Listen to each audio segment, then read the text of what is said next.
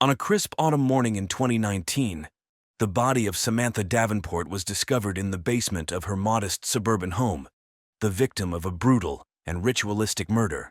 At the center of this horrifying tale was Josh Davenport, a 48-year-old insurance adjuster whose unremarkable life belied the shocking acts he would eventually commit. To his neighbors, Josh was a quiet, somewhat awkward man who kept to himself. Few could have imagined the turmoil brewing beneath his placid exterior, or the sinister forces that would ultimately drive him to murder.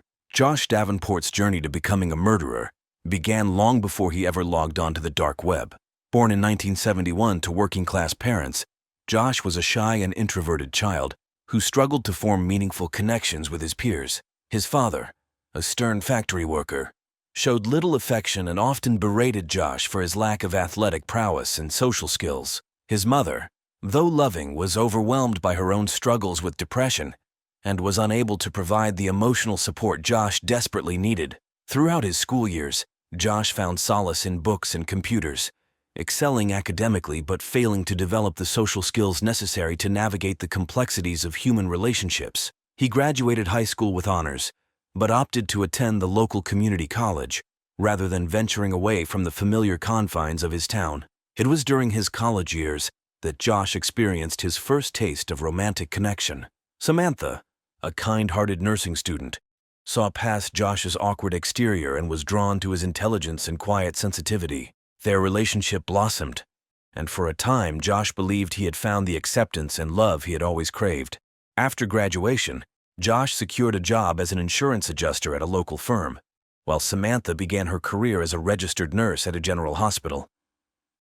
They married in 1996, settling into a modest home not far from where Josh had grown up. For the first few years, their life together seemed idyllic, but cracks soon began to appear in their relationship. Josh's innate insecurity and fear of abandonment manifested as jealousy and possessiveness. He grew increasingly paranoid about Samantha's interactions with male colleagues and patients, often accusing her of infidelity without cause. Samantha, in turn, became frustrated with Josh's lack of emotional maturity and his inability to trust her. Their arguments grew more frequent and intense, driving a wedge between them that widened with each passing year. As he approached middle age, Josh found himself grappling with a profound sense of disappointment and failure. His career had stagnated, with younger colleagues passing him by for promotions. The dream of starting a family had long since faded, as fertility issues and the strain on their marriage made parenthood an increasingly distant possibility. By his mid-40s, Josh had become a shell of his former self. He went through the motions at work, returning home each evening to a house filled with tension and unspoken resentment. Samantha had grown distant, throwing herself into her career and volunteer work, leaving Josh to confront his loneliness and sense of inadequacy and solitude. It was in this state of desperation and vulnerability that Josh first turned to the internet as a means of escape.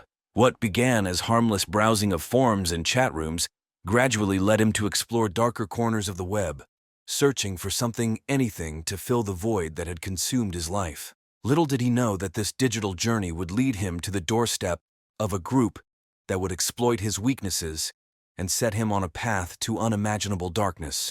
Josh's descent into the world of the dark web began innocuously enough. Late one night, unable to sleep and desperate for some form of human connection, he found himself browsing online forums dedicated to topics ranging from conspiracy theories to the occult. These digital spaces offered Josh a sense of anonymity and acceptance he had never experienced in his day-to-day life. As he delved deeper into these online communities, Josh encountered mentions of the dark web, a hidden part of the internet, accessible only through specialized software. Initially, Josh's forays into the dark web were driven by curiosity rather than malice. He marveled at the vast array of information and services available, both legal and illegal. Josh's exploration of the dark web coincided with a particularly difficult period in his marriage. Samantha had recently received a promotion at work, which only served to highlight Josh's own career stagnation. Their arguments had become more frequent and bitter, often ending with Samantha sleeping in the spare bedroom. The dark web became Josh's refuge, a place where he could escape the failures and disappointments of his real life. It was during one of his late-night browsing sessions that Josh stumbled upon a forum.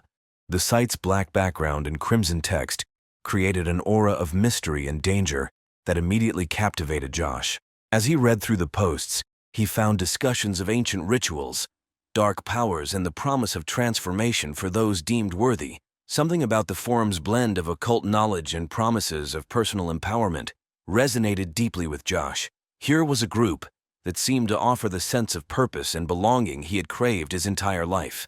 Despite a faint voice of caution in the back of his mind, Josh created an account and made his first post, introducing himself as a seeker of hidden truths. The response was almost immediate.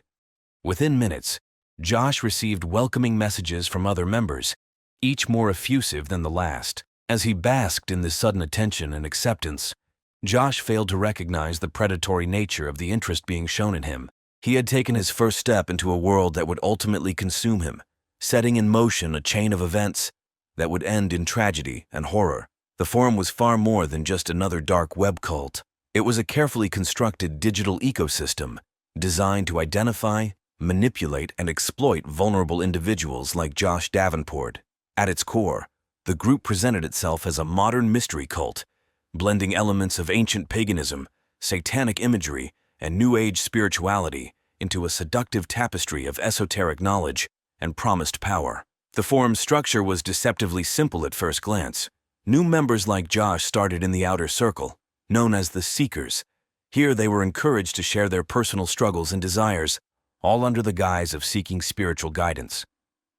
More experienced members, called guides, would respond with carefully crafted messages of support and understanding, gradually introducing the group's core beliefs and practices. As seekers proved their dedication through active participation and completion of assigned spiritual exercises, they could progress to the rank of initiate. This inner circle had access to more specialized sub-forums and one-on-one mentoring sessions with higher-ranking members. It was at this level that the true nature of the cult began to reveal itself, with discussions of blood rituals, sacrificial magic, and the accumulation of dark energies. At the pinnacle of the dark forum stood the enigmatic figure known only as the Crimson Prophet. This individual, whose true identity remained a closely guarded secret, was revered by cult members as a direct conduit to ancient and powerful dark forces.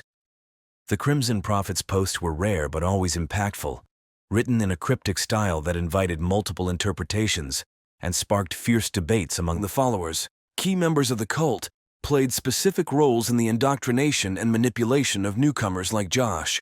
There was Midnight Whisper, a self-proclaimed empath who excelled at identifying and exploiting emotional vulnerabilities.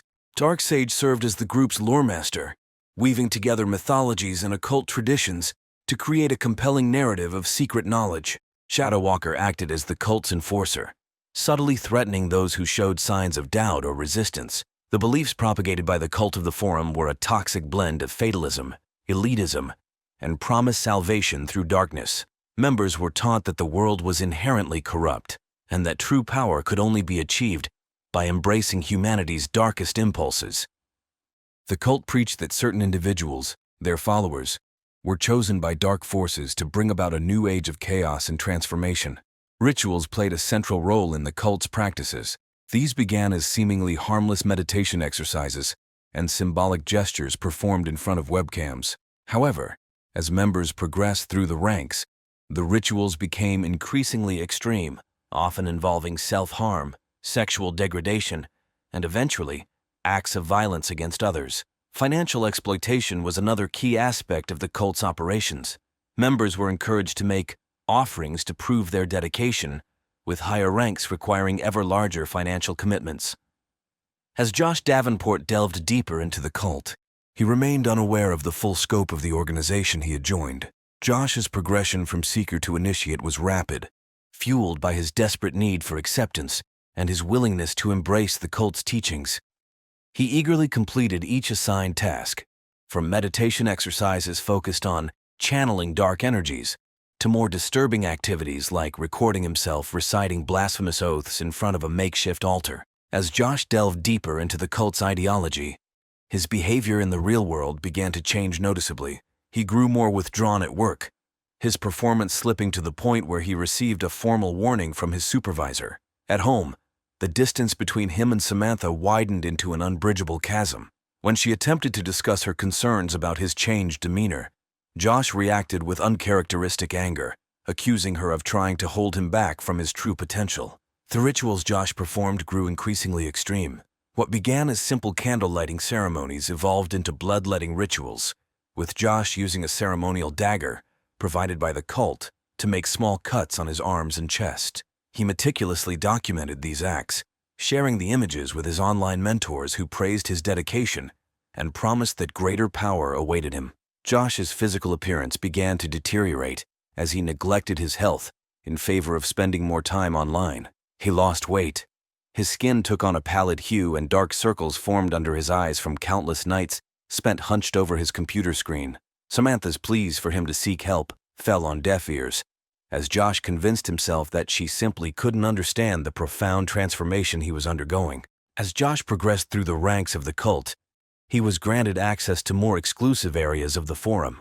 Here, he encountered discussions of even darker practices, including animal sacrifice and the harnessing of sexual energy for magical purposes. The turning point came when Josh was selected for a one-on-one digital audience with the Crimson Prophet. This rare honor filled Josh with a sense of pride and purpose he hadn't felt in years. As he sat before his computer, heart racing in anticipation, Josh felt that he was on the verge of unlocking the secrets of the universe. He had no way of knowing that this conversation would set in motion a series of events that would lead to tragedy and the destruction of everything he had ever known. The digital audience with the Crimson Prophet marked a critical juncture in Josh's descent into darkness. The encounter was carefully orchestrated to maximize its psychological impact, with Josh instructed to prepare his sacred space, don ceremonial robes, and engage in a preparatory ritual involving meditation and self-flagellation. "The prophet, you have been chosen," the message began. "You stand at the threshold of true power, but the path forward requires the ultimate sacrifice. Are you prepared to shed the last vestiges of your former self and embrace the darkness that will set you free?" Josh's fingers trembled as he typed his response. "I am ready, great prophet. Tell me what I must do." What followed was a masterclass in manipulation. The Crimson Prophet began by reinforcing Josh's sense of specialness and destiny.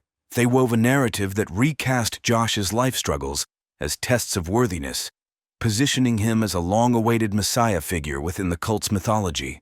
The prophet then began to probe Josh's psyche, asking pointed questions about his relationships, particularly with Samantha. Josh, his inhibitions lowered by the intoxicating atmosphere of the encounter, poured out his frustrations and resentments. He spoke of feeling emasculated by Samantha's success, of the gnawing fear that she would leave him for someone better. With each confession, the prophet offered validation and twisted guidance.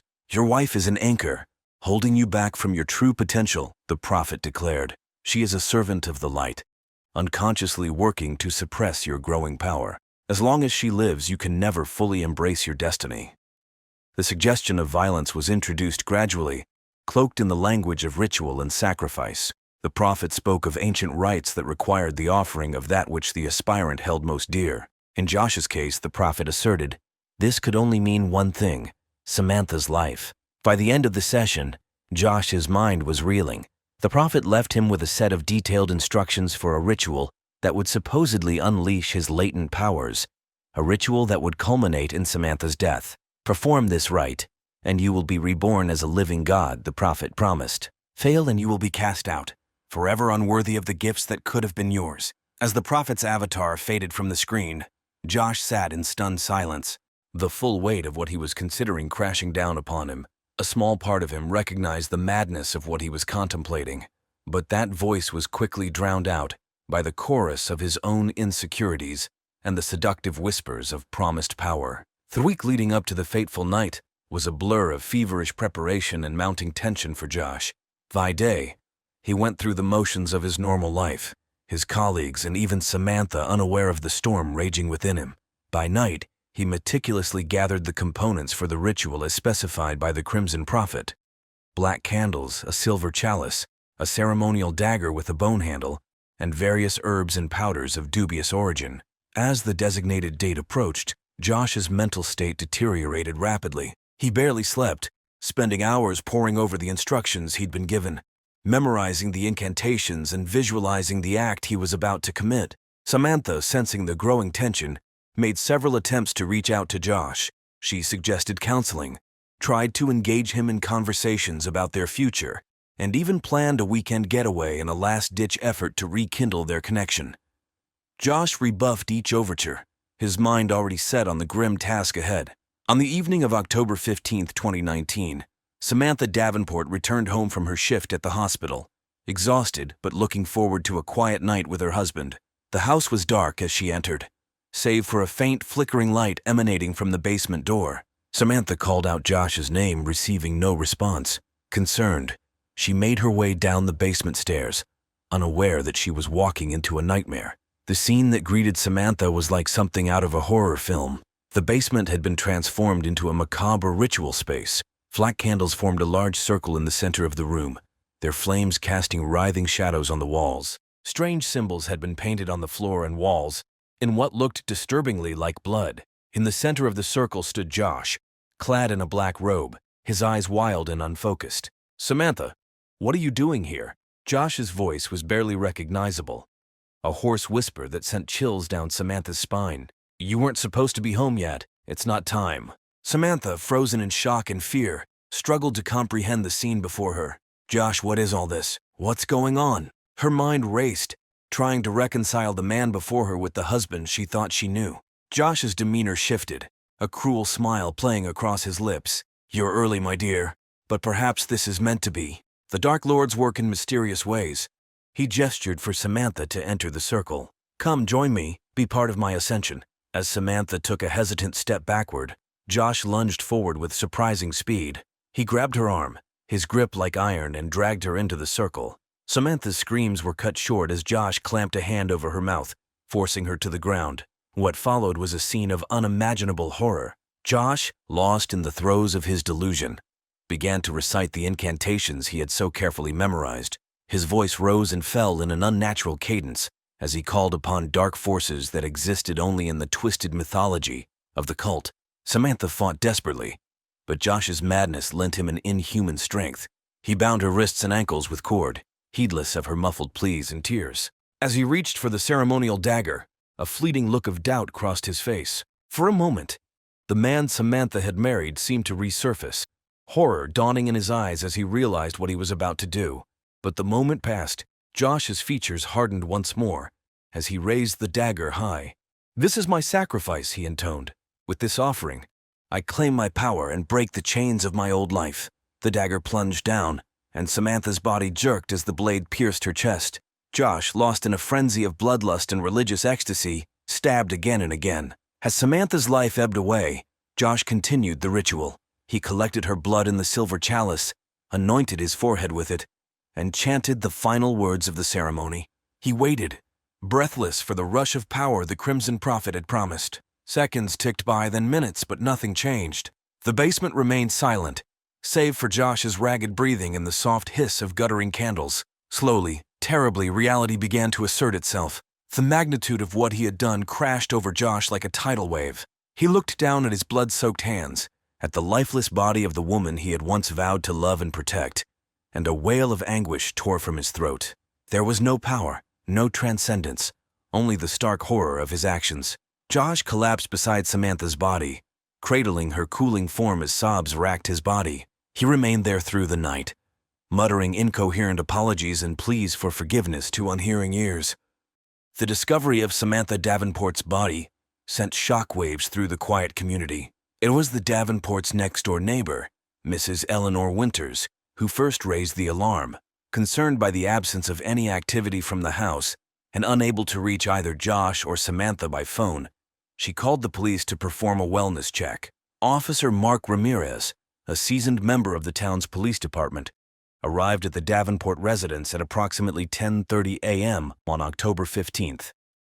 His knock went unanswered, but he noticed a faint, unpleasant odor emanating from the house. Following protocol, Officer Ramirez circled the property, finding the back door unlocked. The smell intensified as he entered, leading him to the partially open basement door. What Officer Ramirez discovered in the basement would haunt him for years to come. Samantha's body lay in the center of a crude occult circle, surrounded by burned-out candles and bizarre symbols. Josh sat nearby, catatonic and covered in dried blood, still clutching his wife's lifeless hand.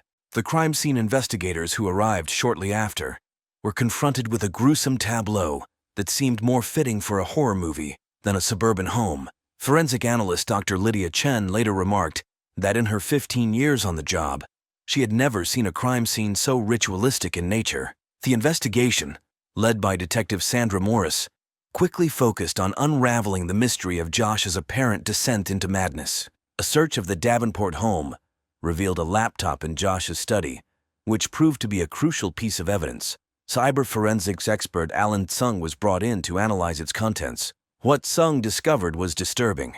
Months of forum posts and private messages documenting Josh's involvement with the cult. The sheer volume of data was staggering, painting a clear picture of Josh's gradual indoctrination and the cult's deliberate manipulation of his vulnerabilities. As investigators dug deeper, they began to uncover other cases across the country with similarities to the Davenport murder. A pattern emerged of lonely middle-aged individuals being drawn into the cult and subsequently committing violent acts. Meanwhile, Josh Davenport remained in a near catatonic state, unresponsive to questioning and seemingly unaware of his surroundings. He was placed under psychiatric hold at the local mental health facility, where Dr. Elena Rodriguez took charge of his care. Initial evaluations suggested a complete mental breakdown, with Josh alternating between periods of unresponsiveness and bouts of hysterical rambling about dark lords and promised power. As the investigation progressed, the community struggled to come to terms with the tragedy. A candlelight vigil was held for Samantha, attended by tens of local residents. The breakthrough in the Davenport case came 3 months after the murder, following tireless efforts by a joint task force of local law enforcement and FBI agents. The key to unraveling the mystery lay in a series of encrypted messages recovered from Josh's laptop, which cyber forensics expert Alan Tsung finally managed to decode. These messages revealed the true extent of the cult's operations and the sophisticated methods they used to manipulate vulnerable individuals. The cult's leadership structure was exposed, with the identity of the Crimson Prophet traced to a former psychology professor. Armed with this information, investigators coordinated simultaneous raids targeting key members of the cult. Crimson Prophet was apprehended at a remote compound, where she had been living under an assumed identity. Josh Davenport finally emerged from his catatonic state. In a series of emotionally charged sessions with Dr. Rodriguez, he began to recount the events leading up to Samantha's murder. Josh's confession, filled with remorse and horror at his own actions, provided crucial details that helped prosecutors build their case against the cult leaders. Expert witnesses testified about the psychological tactics employed by the cult, while former members provided chilling accounts of their experiences. Josh Davenport, deemed mentally unfit to stand trial, was committed to a high-security psychiatric facility. His case became a focal point for discussions about criminal responsibility and the nature of culpability in cases of extreme manipulation. In the aftermath of the trial, lawmakers pushed for new legislation to combat online radicalization and protect vulnerable individuals from predatory groups. For the community, the resolution of the case brought a measure of closure, but the scars left by the tragedy ran deep. The Davenport house, once a crime scene and now a painful reminder, was eventually demolished. In its place, the community erected a small memorial garden dedicated to Samantha and other victims of the cult.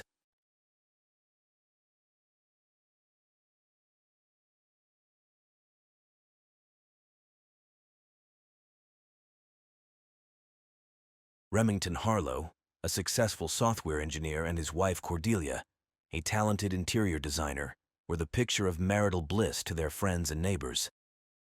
Their home, with its manicured lawn and white picket fence, stood as a testament to their seemingly perfect life. But beneath the surface, a dark current was stirring.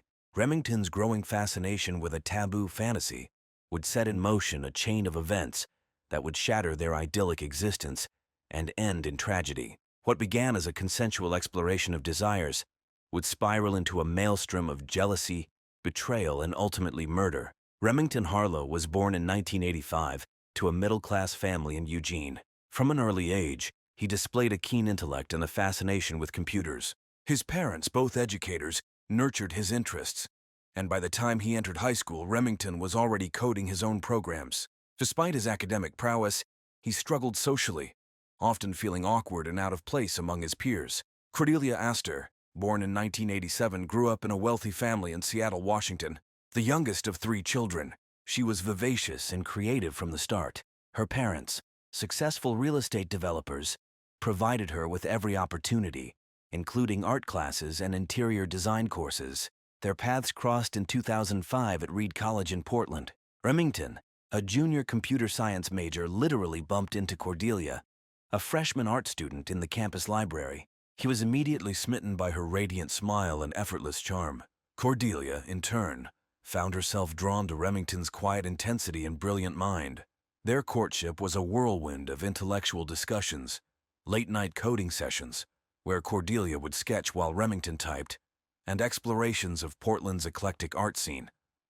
Despite their different backgrounds and personalities, they found in each other a perfect complement. They married in 2009, shortly after Cordelia's graduation. The wedding, held in a picturesque vineyard in the Willamette Valley, was a joyous affair that seemed to portend a bright future. Remington had already secured a high-paying job at a tech startup in Portland, while Cordelia began to make a name for herself in the city's competitive interior design market. For the first few years of their marriage, life seemed perfect.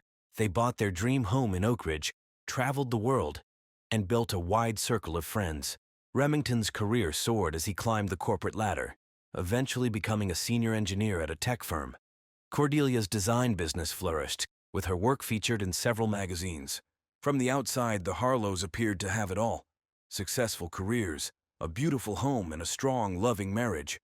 But as they entered their 30s, subtle cracks began to form in their seemingly flawless facade, setting the stage for the tumultuous events to come. As the Harlows approached their 10th wedding anniversary, a restlessness began to creep into their relationship. The passion that had once burned so brightly had dimmed to a comfortable, but sometimes monotonous glow. Remington, always introspective, found himself increasingly drawn to online forums and discussions about alternative sexual lifestyles. It started innocently enough, a curiosity about what other couples did to spice up their love lives. But as Remington delved deeper into these virtual communities, he became particularly fascinated by the concept of cuckolding. The idea of watching his wife with another man, of being a voyeur to her pleasure, awakened something within him.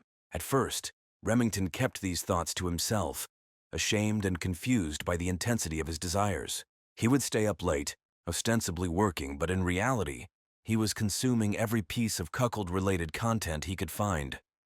Cordelia, perceptive as ever, sensed the change in her husband. She noticed his distraction, the way his eyes would sometimes glaze over during their conversations, the increased frequency of his late nights at the computer.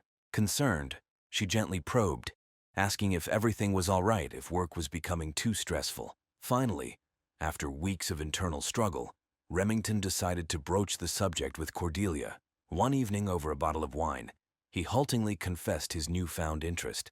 He spoke of his desires, his curiosity about exploring this fantasy, all the while watching Cordelia's face for signs of disgust or rejection. To his surprise and relief, Cordelia didn't recoil. Instead, she listened with an open mind, asking thoughtful questions about what exactly appealed to him about this scenario. While she expressed initial reservations, she also admitted to a certain intrigue. The idea of being desired by another man, of being the center of attention, held its own allure. This conversation marked a turning point in their marriage. What had been a private fantasy for Remington was now out in the open, a possibility to be explored together. Neither of them could have predicted the profound impact this revelation would have on their lives, or the dangerous path it would ultimately lead them down. The Harlows' foray into the world of cuckolding began cautiously. They set ground rules, discussed boundaries, and agreed to take things slowly. But finding the right person to introduce into their marriage proved challenging. They wanted someone attractive and charismatic, but also discreet and respectful of their arrangement. Enter Thaddeus Blackwood. Cordelia met him at a charity art auction in downtown Portland. Tall, with piercing green eyes, Thaddeus exuded a magnetic charm that drew people to him. As the owner of a successful art gallery, he moved effortlessly through Portland's cultural elite, his wit and knowledge making him the center of attention at any gathering. Cordelia was immediately drawn to Thaddeus's sophisticated aura. They spent the evening in animated conversation about emerging artists and the latest trends in interior design. When Thaddeus casually mentioned being unattached and open to new experiences, Cordelia felt a spark of excitement. She relayed her encounter to Remington that night, watching his eyes light up as she described Thaddeus. They agreed that he might be the perfect candidate for their exploration. Remington encouraged Cordelia to nurture the connection, his excitement palpable. Over the next few weeks, Cordelia and Thaddeus met for coffee several times, ostensibly to discuss potential collaborations between his gallery and her design firm. Each time, Cordelia returned home to regale Remington with stories of their encounters, stoking the flames of his fantasy. Finally, after a particularly flirtatious meeting, Cordelia decided it was time to broach the subject with Thaddeus. To her surprise and delight, he was intrigued by the proposition. He admitted to having participated in similar arrangements before and understood the delicacy required. With Thaddeus on board, the stage was set for the Harlows to turn fantasy into reality. Little did they know that this decision would set in motion a series of events that would irrevocably change their lives. The night of the first encounter arrived with a mix of nervous energy and excited anticipation.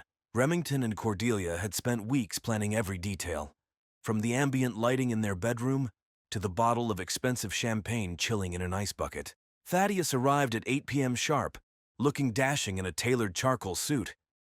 He brought with him a bouquet of exotic flowers for Cordelia and a rare bottle of scotch for Remington, a gesture that impressed them both with its thoughtfulness. The evening began in the living room with drinks and light conversation. Thaddeus regaled them with stories from the art world, his charisma on full display. Cordelia, dressed in a slinky black dress, laughed at his jokes and touched his arm with increasing frequency. Remington watched from his armchair, a tumbler of scotch in hand, his heart racing with every interaction between his wife and their guest. As the night progressed and the alcohol flowed, the atmosphere grew charged with sexual tension. Finally, with a meaningful look at Remington, Cordelia took Thaddeus by the hand and led him upstairs. In the bedroom, Remington settled into a corner armchair as Cordelia and Thaddeus began to kiss passionately. When Thaddeus and Cordelia finally fell onto the bed, their bodies entwined, Remington felt a potent mix of arousal and an unexpected twinge of jealousy. The encounter itself was intense and passionate. Remington watched, transfixed, as his fantasy played out before his eyes. The reality was more visceral, more overwhelming than he had imagined. Afterwards, as they all lay spent and silent, Remington felt a complex swirl of emotions. There was satisfaction, certainly. His long-held fantasy had been realized, but there was also a nagging sense of unease, a feeling that something fundamental had shifted. Thaddeus left shortly after, with promises to stay in touch. As Remington and Cordelia lay in bed, discussing the evening's events in hushed, excited tones, neither could have predicted how this first encounter would set the stage for the tragedy to come. They had opened Pandora's box, and there would be no closing it again. Encouraged by the success of their first foray into cuckolding, they eagerly arranged more meetings with Thaddeus.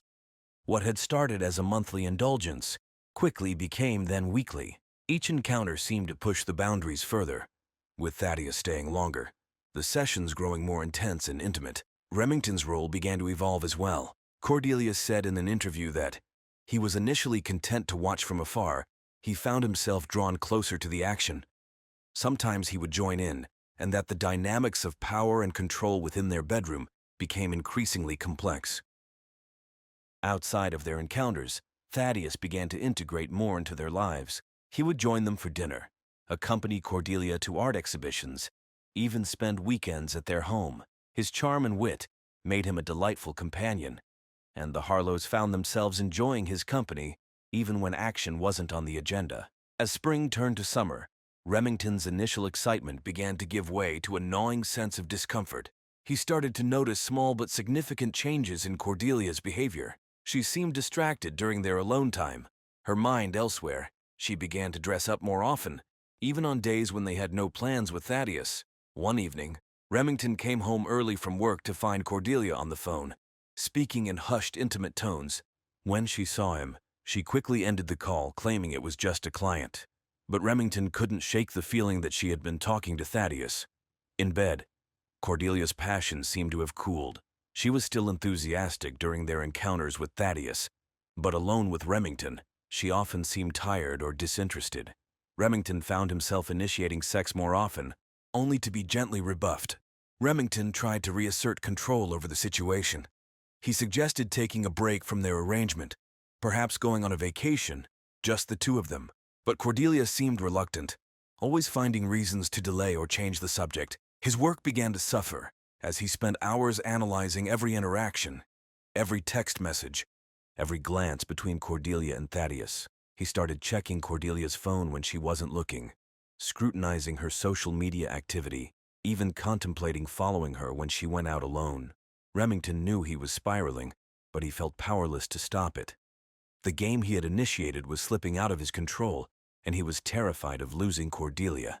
As his anxiety grew, so did his determination to put an end to the situation he had created, by any means necessary. The breaking point came on a warm July evening.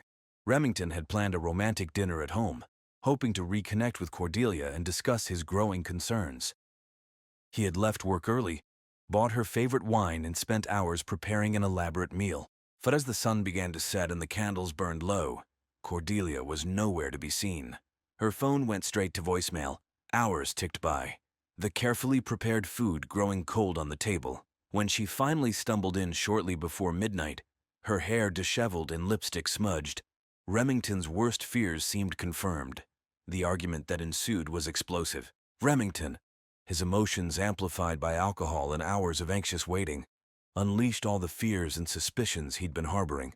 He accused Cordelia of falling in love with Thaddeus, of making a fool of him, of destroying their marriage. Cordelia, caught off guard and defensive, initially tried to deflect. She claimed she'd lost track of time at a client meeting, that her phone had died. But faced with Remington's relentless questioning and the evidence of her appearance, she finally broke down and admitted she had been with Thaddeus. The confession hit Remington like a physical blow. He had suspected, had feared, but hearing it confirmed shattered something inside him. In that moment, all the excitement and thrill of their arrangement went away. Cordelia, tears streaming down her face, tried to explain. She loved Remington, she insisted, but Thaddeus made her feel alive in a way she hadn't in years. She was confused, torn between her loyalty to her husband and her deepening emotions for Thaddeus. Remington, his voice low and dangerous, demanded that she end things with Thaddeus immediately. Cordelia, her own anger rising, refused. This had been Remington's idea in the first place, she argued. He couldn't dictate her feelings or control her relationships. The argument escalated, with both of them saying hurtful things they would later regret. Remington, in a moment of rage, smashed a wine glass against the wall.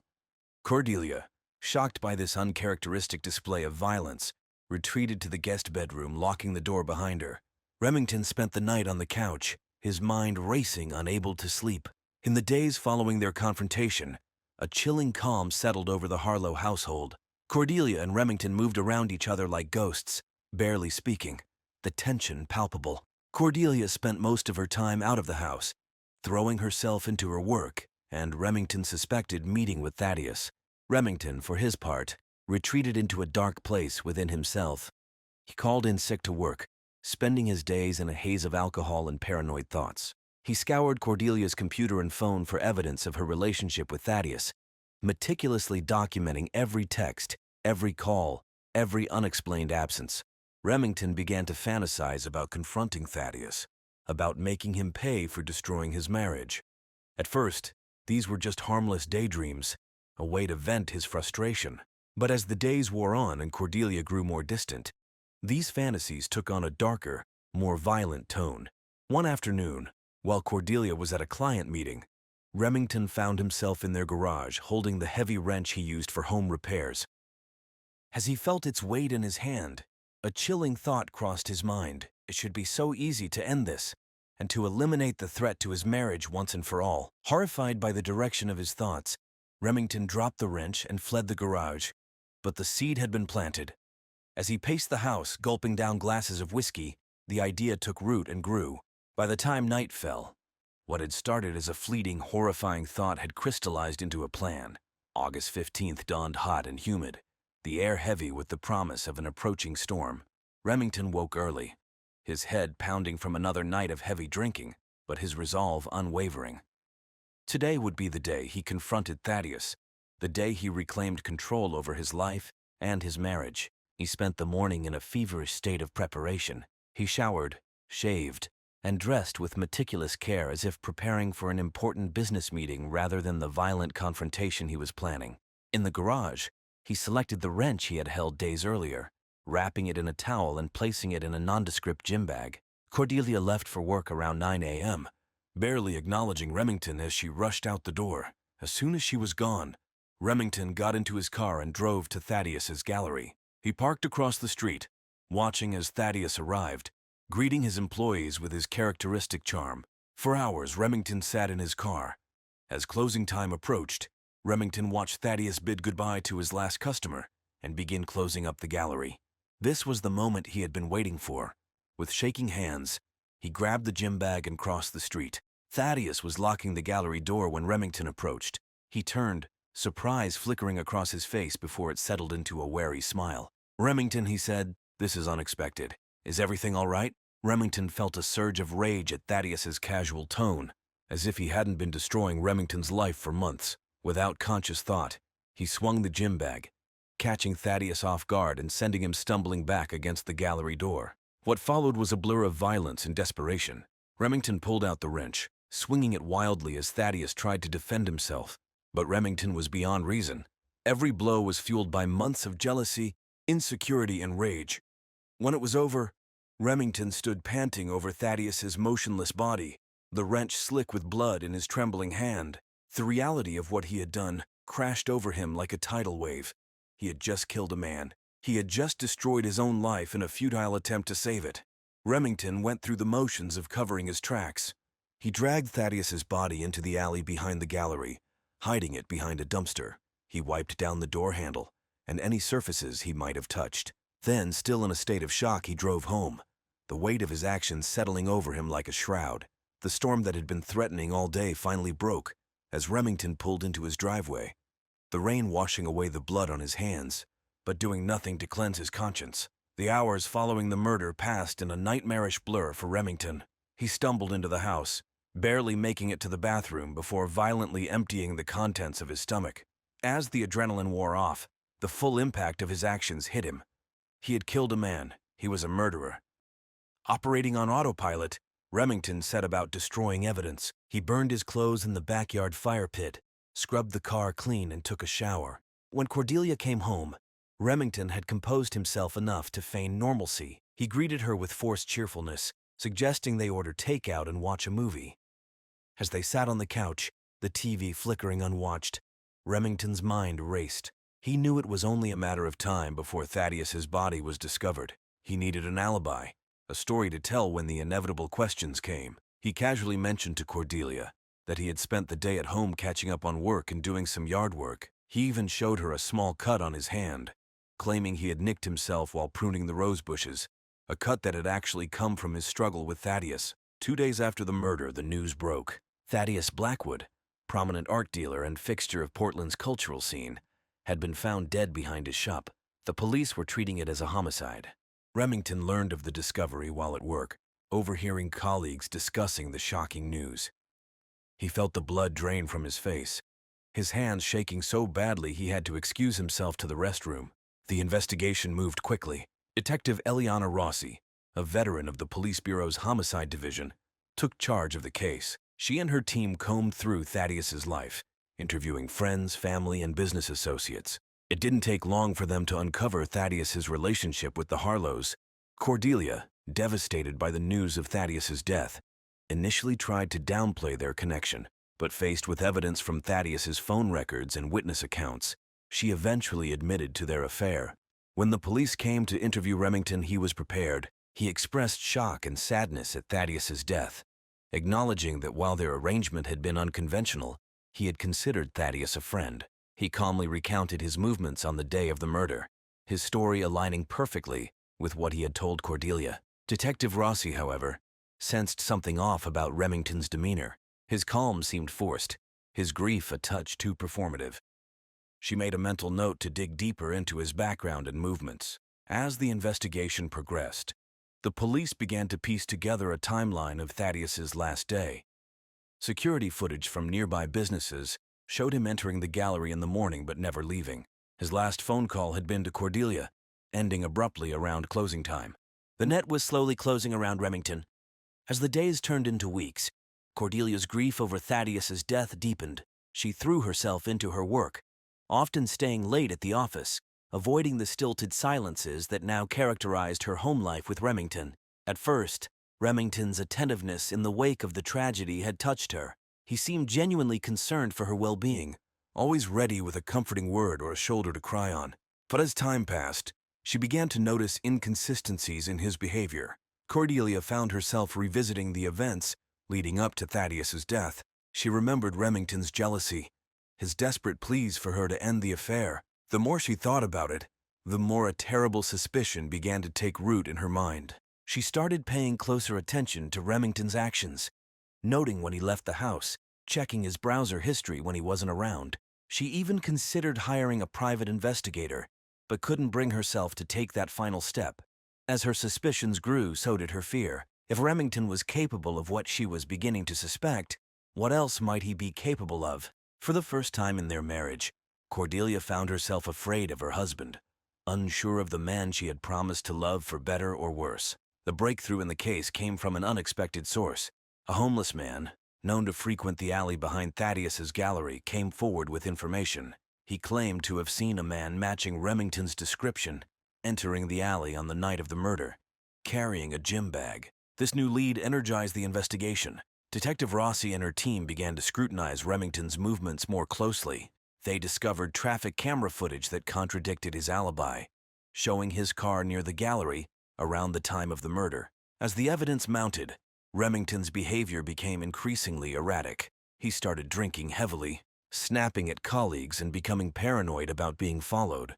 Cordelia, her own suspicions now seeming confirmed, began to distance herself from him, staying with a friend under the guise of needing space to grieve. The final piece of the puzzle fell into place when the police, armed with a search warrant, found small traces of blood in Remington's car that matched Thaddeus's DNA. They also discovered the murder weapon, the blood-stained wrench that Remington had hidden in the attic, unable to bring himself to dispose of it completely.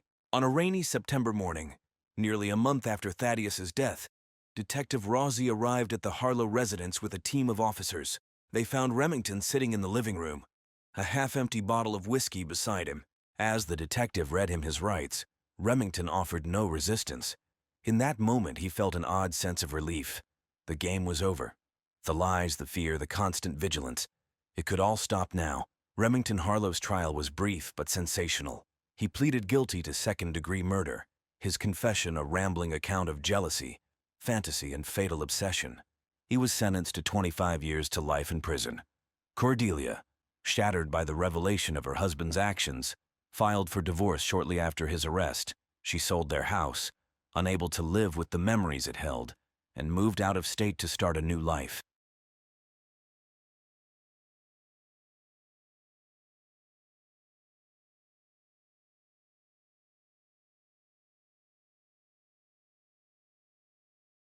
The year was 2018, and what began as a seemingly ordinary romance between two young adults would spiral into a nightmare that no one could have foreseen. Michelle Marsters, a 26-year-old aspiring writer with a troubled past, and Jake Brendan, a 28-year-old software engineer from a close-knit family, were an unlikely pair. Their whirlwind romance captivated their friends and family at first, but as time went on, those closest to them began to sense that something was amiss. Michelle Marsters' childhood was a tapestry of instability and emotional turmoil. Born to a single mother who struggled with substance abuse, Michelle spent her formative years bouncing between relatives' homes and foster care. The constant upheaval left deep scars on her psyche, manifesting in an intense fear of abandonment and a desperate need for control in her relationships. As a teenager, Michelle found solace in writing, pouring her pain and longing onto the pages of countless journals. Her talent for crafting vivid narratives earned her a scholarship to a local community college, where she excelled in creative writing courses. However, her personal life remained tumultuous, marked by a series of volatile relationships that always seemed to end in heartbreak and betrayal. Jake Brendan, on the other hand, grew up in a warm and loving household. The middle child of three, Jake was raised by parents who prioritized family bonds and open communication. Family dinners were a nightly occurrence in the Brendan home, and weekends were often spent on camping trips or gathered around board games. This nurturing environment fostered Jake's natural inclination towards kindness and his strong sense of loyalty to those he loved. Academically gifted, Jake breezed through school and earned a full ride to a prestigious university where he studied computer science. His easygoing nature and quick wit made him popular among his peers, and he maintained a close circle of friends from high school through his college years. Michelle and Jake's paths crossed at a local coffee shop. Michelle, hunched over her laptop, was startled when Jake accidentally bumped into her table, nearly spilling her latte. Flustered, Jake insisted on buying her a new drink, and what started as an awkward encounter quickly blossomed into an engaging conversation about literature, technology, and their shared love of obscure indie films. Drawn to Jake's warmth and stability, Michelle found herself opening up in a way she never had before. Jake, in turn, was captivated by Michelle's passion for storytelling and her apparent vulnerability. They exchanged numbers that night, and within weeks they were practically inseparable. The early days of their relationship were a whirlwind of romantic gestures and shared adventures. Michelle introduced Jake to the world of local poetry slams and art galleries, while Jake taught Michelle the basics of coding and took her on hikes to his favorite scenic spots. To their friends, they seemed like the perfect couple, Jake's calm demeanor perfectly complementing Michelle's creative energy. However, as the honeymoon phase began to wane, subtle cracks started to appear in their idyllic romance. Michelle's need for constant reassurance and her discomfort with Jake's close relationships with his family and friends began to surface. What Jake initially perceived as endearing clinginess slowly morphed into something more sinister. As Michelle and Jake's relationship progressed past the 6-month mark, the initial euphoria of new love began to give way to a more complex and troubling dynamic. Michelle's past traumas and abandonment issues, long simmering beneath the surface, started to manifest in increasingly problematic ways. It started subtly at first. Michelle would text Jake incessantly throughout the day, growing anxious and irritable if he didn't respond promptly. She began to question his whereabouts when they weren't together, often asking for photographic evidence of his location. Jake, attributing this behavior to Michelle's deep affection for him, initially found it endearing and did his best to accommodate her needs. However, Michelle's demands for Jake's time and attention soon began to escalate. She would grow visibly upset when Jake made plans with his friends or family, often guilt-tripping him into canceling to spend time with her instead. Jake's best friend since childhood, Michael, was the first to voice his concerns. During a rare guys' night out, Michael confronted Jake about his increasing absence from their social circle. "Jake, you've barely hung out with us in months. What's going on, man? Is everything okay with you and Michelle?" Jake brushed off Michael's worries, insisting that he was just busy and that everything was fine. But deep down, a seed of unease had been planted. He couldn't shake the feeling that something wasn't quite right in his relationship with Michelle. As weeks turned into months, Michelle's behavior became increasingly erratic and controlling. She began to monitor Jake's social media accounts, questioning him about every female interaction, no matter how innocuous. She insisted on knowing his phone password and would often scroll through his messages while he slept. Jake's family, once warmly welcoming of Michelle, started to grow wary of her influence on their son and brother. Sarah Brendan, Jake's mother, was particularly concerned. She noticed how Jake had become withdrawn and less communicative, a stark contrast to the open and affectionate son she had raised. During a family dinner that Michelle reluctantly attended, tensions came to a head. When Sarah innocently asked Jake about his plans to attend his cousin's upcoming wedding, Michelle interjected before he could respond. "We're actually thinking of taking a trip that weekend, aren't we, Jake?" she said, her voice sickly sweet but her eyes flashing with warning. Jake, caught off guard, stumbled through a non-committal response, much to his family's visible dismay. After dinner, Sarah pulled her son aside, her voice low and urgent. "Jake, honey, I'm worried about you. This isn't like you missing family events, barely calling.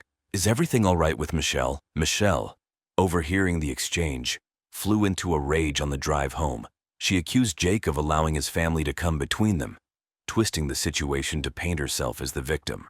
"Your mother hates me, Jake. She's trying to poison you against me. Can't you see that?" Torn between his love for Michelle and his deep-rooted family ties, Jake found himself walking an increasingly precarious tightrope.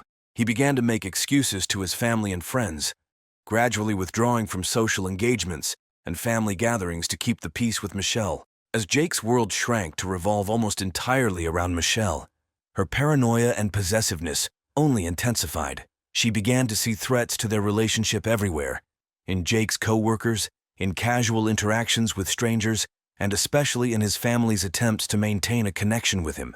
As Michelle's grip on Jake's life tightened, a part of him began to resist. The values instilled by his upbringing, the importance of family, the strength of long-standing friendships started to reassert themselves. This internal conflict came to a head on a chilly November evening, nearly a year into their relationship. Jake received a call from his sister, Lauren, informing him that their father had been hospitalized with a suspected heart attack. Without hesitation, Jake grabbed his keys, ready to rush to the hospital. Michelle, however, had other ideas. "Jake, you can't go," she pleaded. "We were supposed to have dinner together. You promised." Jake, torn between his worry for his father and his fear of upsetting Michelle, tried to reason with her. Michelle's face contorted with rage. "Your family again," she spat. "They're always trying to take you away from me. If you leave now, don't bother coming back." For the first time, Jake saw through the haze of manipulation. The absurdity of Michelle's demand in the face of a family emergency snapped something inside him. Without another word, he walked out the door, leaving Michelle screaming behind him. At the hospital, surrounded by the warmth and support of his family, Jake felt as if he was waking from a long, confusing dream. His father's condition, thankfully, turned out to be less serious than initially feared. As Jake sat in the waiting room, his mother gently broached the subject they had all been avoiding. Jake, his defenses weakened by the night's events, finally opened up. He shared with his mother the extent of Michelle's controlling behavior, her jealousy, and her attempts to isolate him. Sarah listened, her heart breaking for her son, but also relieved that he was finally seeing the truth. Over the next few days, as his father recovered, Jake spent more time with his family. He reconnected with friends he had neglected, realizing how much he had missed their company. Michelle's incessant calls and messages went unanswered, as Jake took time to reflect on their relationship. When Jake finally returned to the apartment he shared with Michelle, he was resolved to end things. Michelle, however, sensed the shift in Jake's demeanor and launched into a preemptive attack. "It's your mother, isn't it? She's turned you against me. I knew she hated me." Michelle's words devolved into a torrent of abuse aimed at Jake's family, particularly his mother. "Jake, I can't do this anymore. I won't cut my family out of my life for you or anyone else." As Jake turned to leave, Michelle's face twisted into a mask of pure hatred. Jake left, shaken but determined, unaware of the chilling prophecy contained in Michelle's parting words. The events of March 15, 2019 would forever be etched in the memories of Queenstown's residents. It began as an ordinary Friday, people hurrying to work, children boarding school buses, the usual rhythm of small-town life in full swing. For Sarah Brendan, it started as a day like any other, filled with routine tasks and errands. Sarah had just returned home from her morning yoga class, her mind preoccupied with plans for the weekend. Jake had promised to come over for a family dinner on Sunday, the first in months, and Sarah was determined to make it special.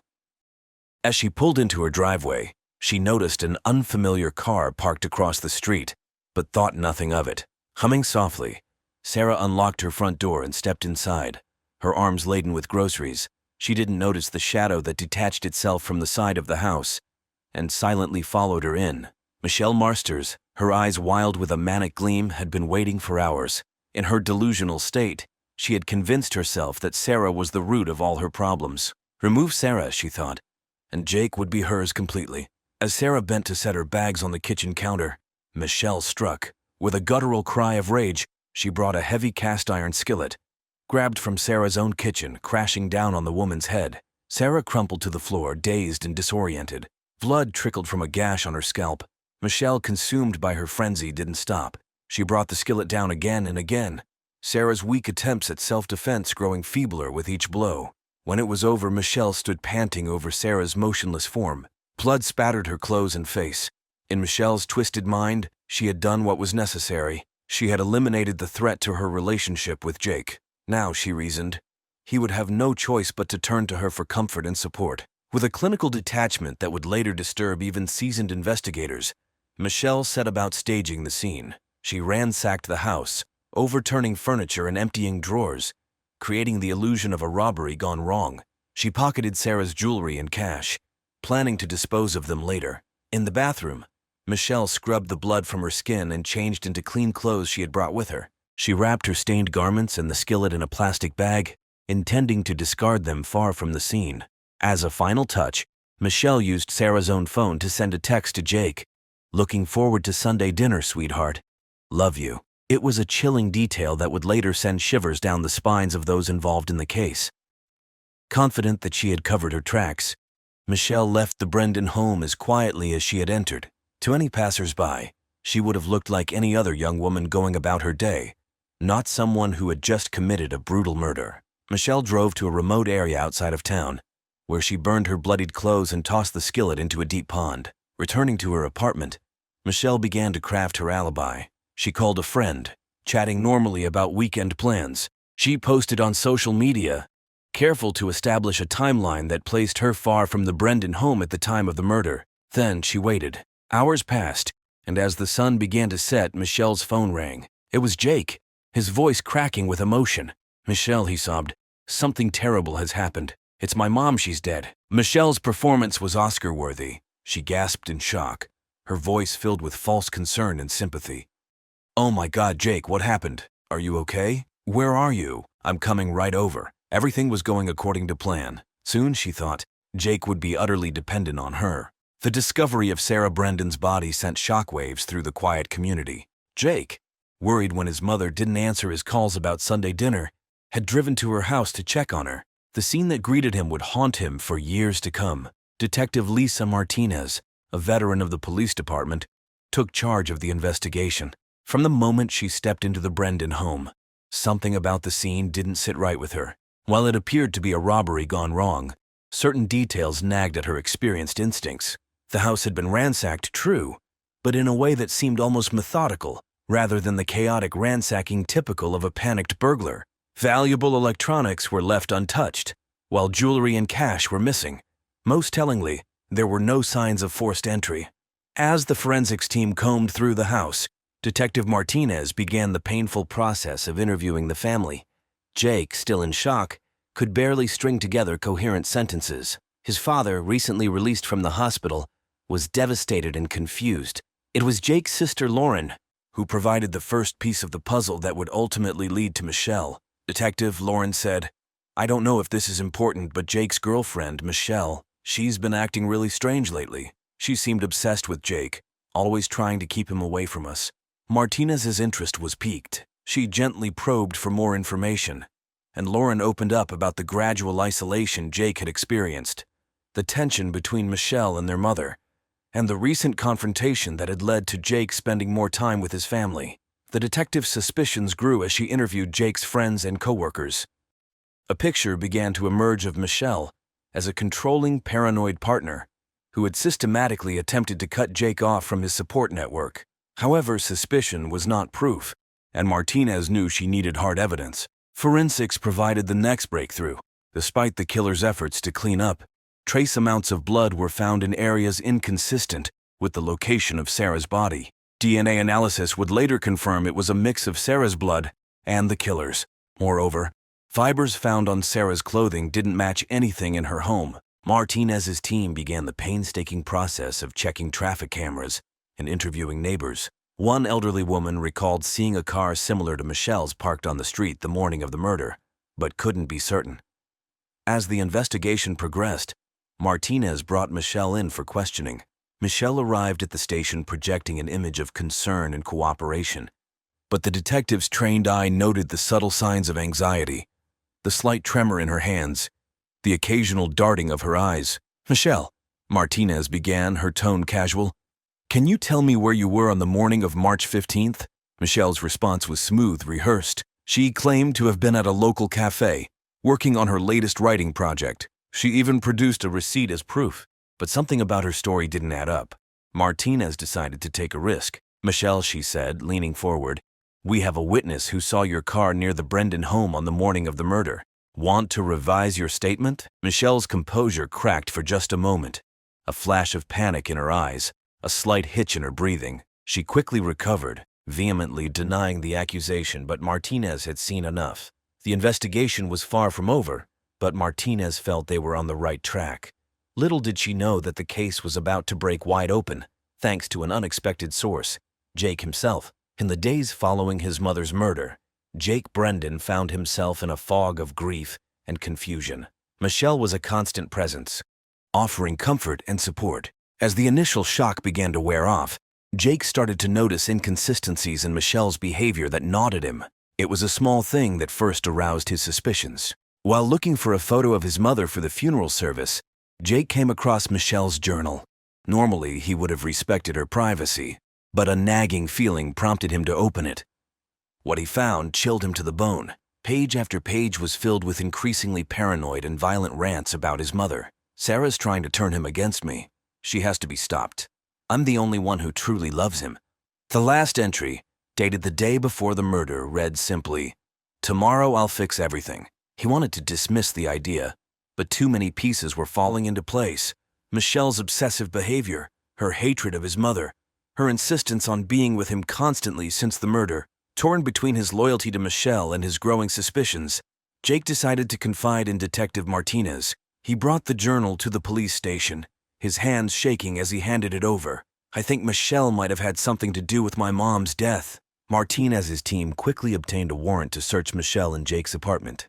Hidden in the back of a closet, they found a bag containing Sarah's missing jewelry. In a stroke of luck, the pond where Michelle had disposed of the murder weapon had been partially drained for maintenance, revealing the blood-stained skillet. As the evidence mounted, Michelle's carefully constructed facade began to crumble. Her alibi fell apart under scrutiny. The cafe receipt she had produced was for a different day, and security footage showed her car leaving town in the direction of the Brendan home on the morning of the murder. Jake, grappling with the betrayal and the horrifying realization of what Michelle had done, agreed to cooperate with the police. In a recorded phone call, he confronted Michelle about his suspicions. Caught off guard, Michelle's responses were incriminating.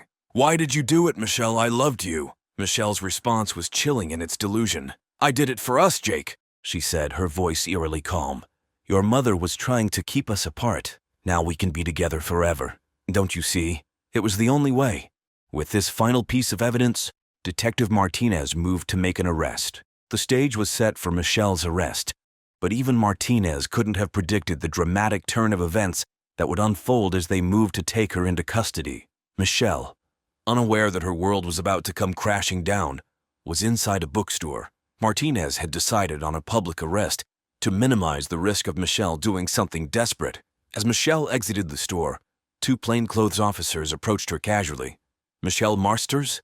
One of them said, "We need you to come with us." For a moment, Michelle froze, her eyes darting around like a cornered animal. Then, in a burst of panic, she turned and ran. She made it only a few steps before Martinez tackled her to the ground. As the detective handcuffed her, Michelle began to scream. "You don't understand. I did it for love. Jake needs me." At the police station, Michelle was led to an interrogation room where Martinez was waiting. For hours, Michelle maintained her innocence, her story becoming increasingly convoluted as she tried to explain away the evidence. Martinez watched patiently, waiting for the right moment to break through Michelle's defenses. Finally, as exhaustion and the weight of her lies began to take their toll, Martinez played her trump card. She placed Jake's journal in front of Michelle. "Jake found your journal. He knows what you did." The effect was immediate. Michelle's face crumpled, tears streaming down her cheeks. "He wasn't supposed to find out," she whispered. "It was supposed to be our fresh start." What followed was a chilling confession that left even the seasoned detective shaken. Michelle described in vivid detail how she had planned and carried out Sarah's murder, her voice devoid of remorse as she recounted the brutal attack. "I had to do it," Michelle insisted, her eyes fever-bright. "Sarah was poisoning Jake against me. She never understood our love. With her gone, Jake would need me. We would be together forever." When the confession was complete, Michelle seemed to deflate, the reality of her situation finally sinking in. "What's going to happen to me?" she asked, suddenly sounding very young and afraid. The prosecutor presented a methodical, airtight case. She walked the jury through the evidence. The DNA found at the crime scene, the murder weapon recovered from the pond, the damning entries in Michelle's journal, and finally, Michelle's own recorded confession. Perhaps the most powerful moment of the prosecution's case came when Jake took the stand. His testimony was heart-wrenching, detailing the gradual isolation he experienced and his growing unease with Michelle's behavior. The defense faced an uphill battle. Given the overwhelming evidence, Stevenson opted for a mental health defense, arguing that Michelle's troubled background and psychological issues had left her incapable of distinguishing right from wrong. Psychiatrists took the stand, offering conflicting opinions on Michelle's mental state. Dr. Samantha Wright, testifying for the defense, diagnosed Michelle with borderline personality disorder and argued that her extreme fear of abandonment had driven her to commit the murder. Throughout the trial, Michelle sat at the defense table, often appearing detached from the proceedings. After a week-long trial, the jury retired to deliberate. They returned after just 6 hours with a verdict: guilty of first-degree murder.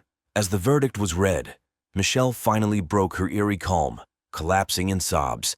Michelle Marsters, sentenced to life in prison without the possibility of parole, retreated into a world of fantasy behind bars. She continued to write, filling notebooks with stories of star-crossed lovers and tragic romances, unable or unwilling to fully grasp the reality of her crimes. For the residents of Queenstown, the case served as a chilling reminder that sometimes the greatest dangers come from where we least expect them. It was a tragedy that would be remembered for years to come, a cautionary tale about the dark side of love and the devastating consequences of unchecked obsession.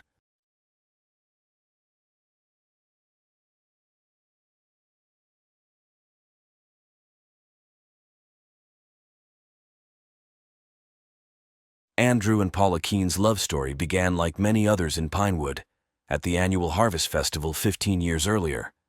Andrew, then a shy graduate student, had volunteered to run the physics demonstration booth. Paula, home from college for the weekend, found herself captivated by his passionate explanation of physics. Their courtship was a whirlwind of outdoor adventures and cozy evenings, discussing their dreams for the future. Paula was drawn to Andrew's quiet intensity and brilliant mind, while Andrew was in awe of Paula's confidence and zest for life. They married 2 years later in a simple ceremony by Pinewood Lake, their vows echoing off the surrounding mountains as friends and family cheered. The early years of their marriage were filled with the joy of building a life together. They bought a charming craftsman-style home on Maple Street, its wrap-around porch soon cluttered with Paula's collection of potted herbs and Andrew's telescope. Weekends were spent hiking the nearby trails or hosting game nights with their growing circle of friends. To the outside world, the Keenes appeared to be the perfect couple, supportive, affectionate, and deeply in sync. But as time passed, small fissures began to appear in their relationship. Paula's career in marketing took off, bringing with it late nights at the office and frequent business trips. Andrew, content with his position as a high school teacher, struggled to understand his wife's drive for professional success. He began to feel left behind, his world shrinking as Paula's expanded. Their conversations, once flowing freely, became stilted and superficial. Paula found herself frustrated by Andrew's reluctance to try new experiences or socialize outside their established routines. Andrew, in turn, felt increasingly inadequate in the face of Paula's vibrant social life and career achievements. Attempts to rekindle their connection often fell flat.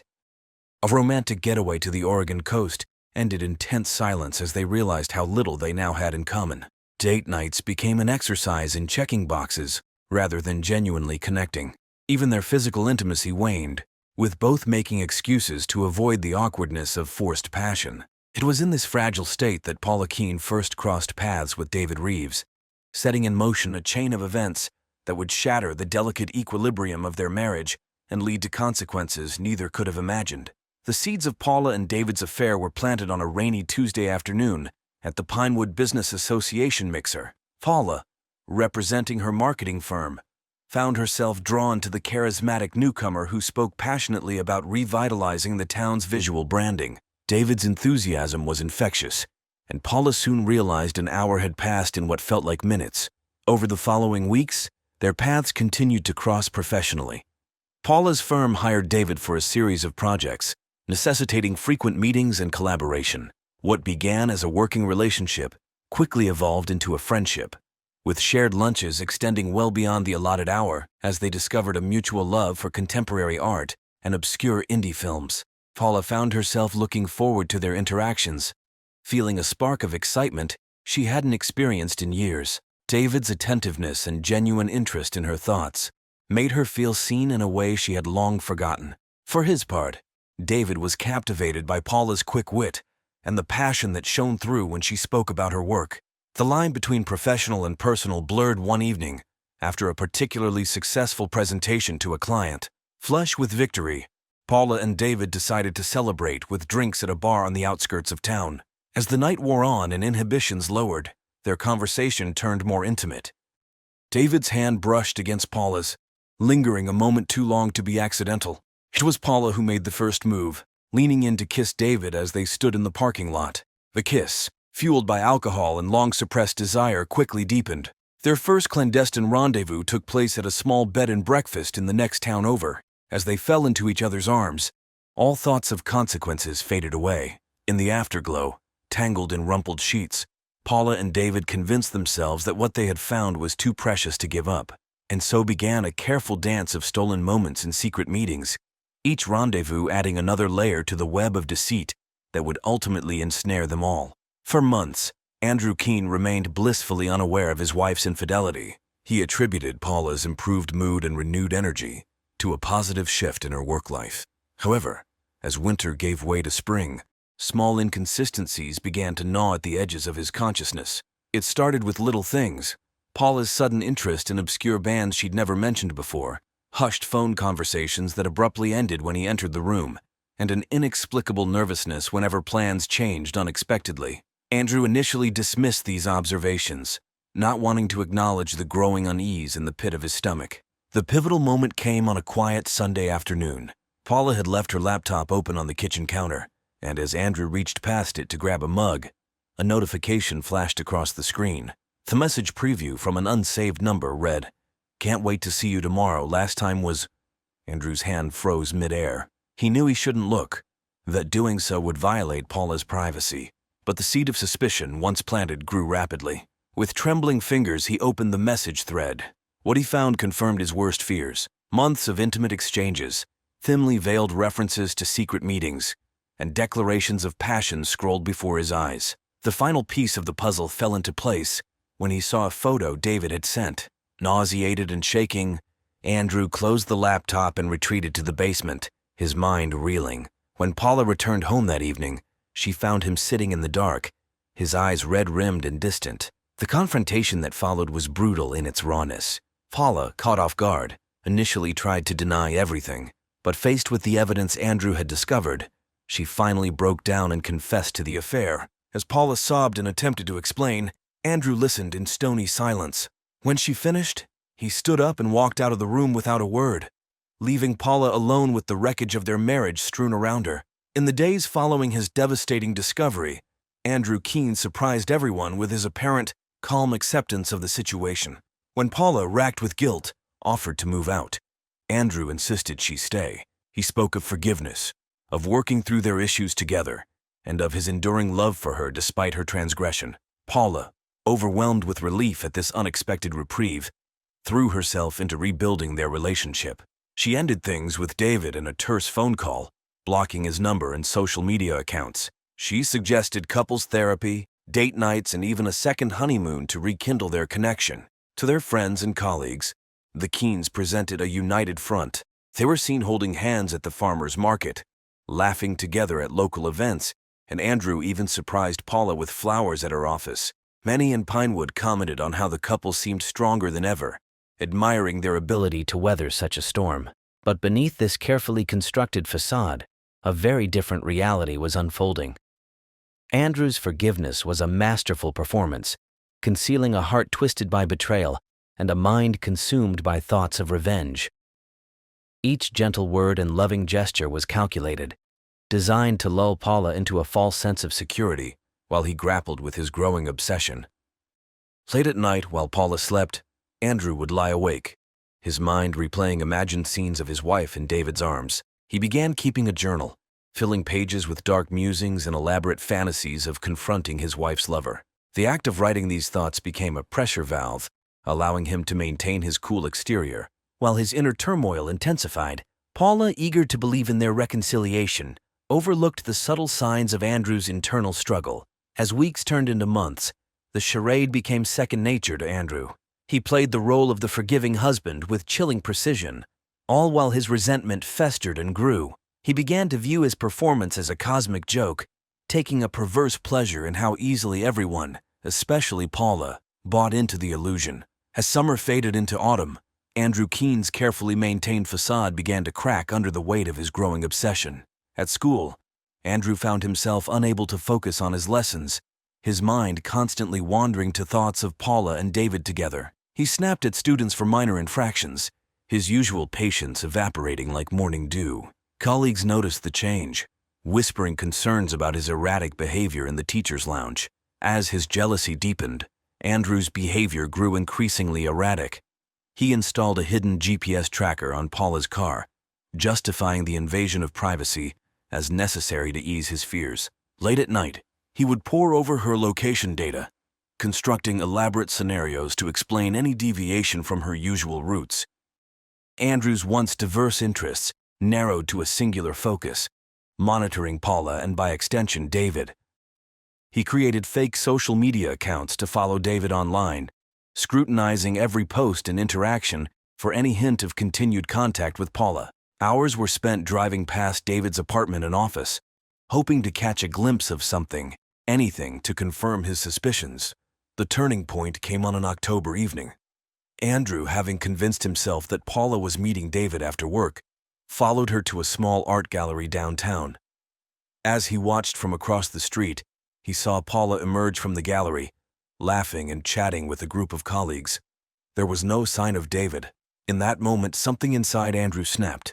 The realization that his suspicions were unfounded did nothing to quell the rage and humiliation that had been building for months. Sitting in his car watching Paula drive away, Andrew made a decision. If reality wouldn't conform to his suspicions, he would force it to do so. He would create a situation that would justify his jealousy, his anger, and ultimately, the retribution he now craved. The location was his first major decision. Andrew knew the crime scene needed to be isolated enough to avoid witnesses, but not so remote as to arouse suspicion. After careful consideration, he settled on an abandoned lumber mill on the outskirts of town. The dilapidated building, slated for demolition in the coming year, offered both privacy and multiple access points. Next came the question of method. Andrew wanted something that would be difficult to trace back to him, ruling out firearms or any weapon he would need to purchase. After much deliberation, he decided on a garrote, silent, effective, and easily made from household materials. Piece by piece, Andrew accumulated the necessary supplies. He bought lengths of wire from different hardware stores across the county, paying cash each time. Gloves, bleach, and other cleaning supplies were added to regular shopping trips in small quantities to avoid arousing suspicion. He crafted a fake email account under the guise of a local arts organization. He composed a message to David, inviting him to participate in a secretive art installation project at the mill. The email emphasized the need for discretion, explaining that the project was meant to be a surprise for the community. Andrew knew that David's ego and artistic ambitions would make such an offer irresistible. As he waited for David to take the bait, Andrew fine-tuned the details of his plan. He meticulously cleaned his car, removing any traces of hair or fibers that could later implicate him. He purchased a burner phone with cash from a convenience store 2 towns over, using it to communicate with David under the guise of the arts organization coordinator. The night before the planned meeting, Andrew made a final visit to the lumber mill. He cleared a path through the debris, ensuring he would have a clean line of sight from his hiding spot to the entrance. With gloved hands, he positioned the garrote wire behind a stack of rotting pallets, ready to be grabbed at a moment's notice. As he stood in the musty darkness of the mill, the reality of what he was about to do finally hit Andrew. With grim determination, Andrew left the mill and drove home, knowing that the next time he returned it would be to commit murder.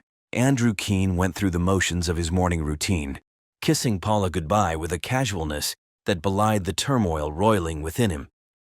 He taught his classes on autopilot, his mind fixated on the events to come. As the final bell rang, Andrew hurried to his car, his heart pounding. He drove to the lumber mill, taking a circuitous route to avoid being seen. Parking a quarter-mile away, he donned a pair of nondescript boots he'd purchased for the occasion and made his way to the mill on foot. Inside the dilapidated structure, Andrew positioned himself behind the stack of pallets, the garrote wire coiled in his gloved hands. The minutes ticked by with agonizing slowness, each sound from outside sending a jolt of adrenaline through his body.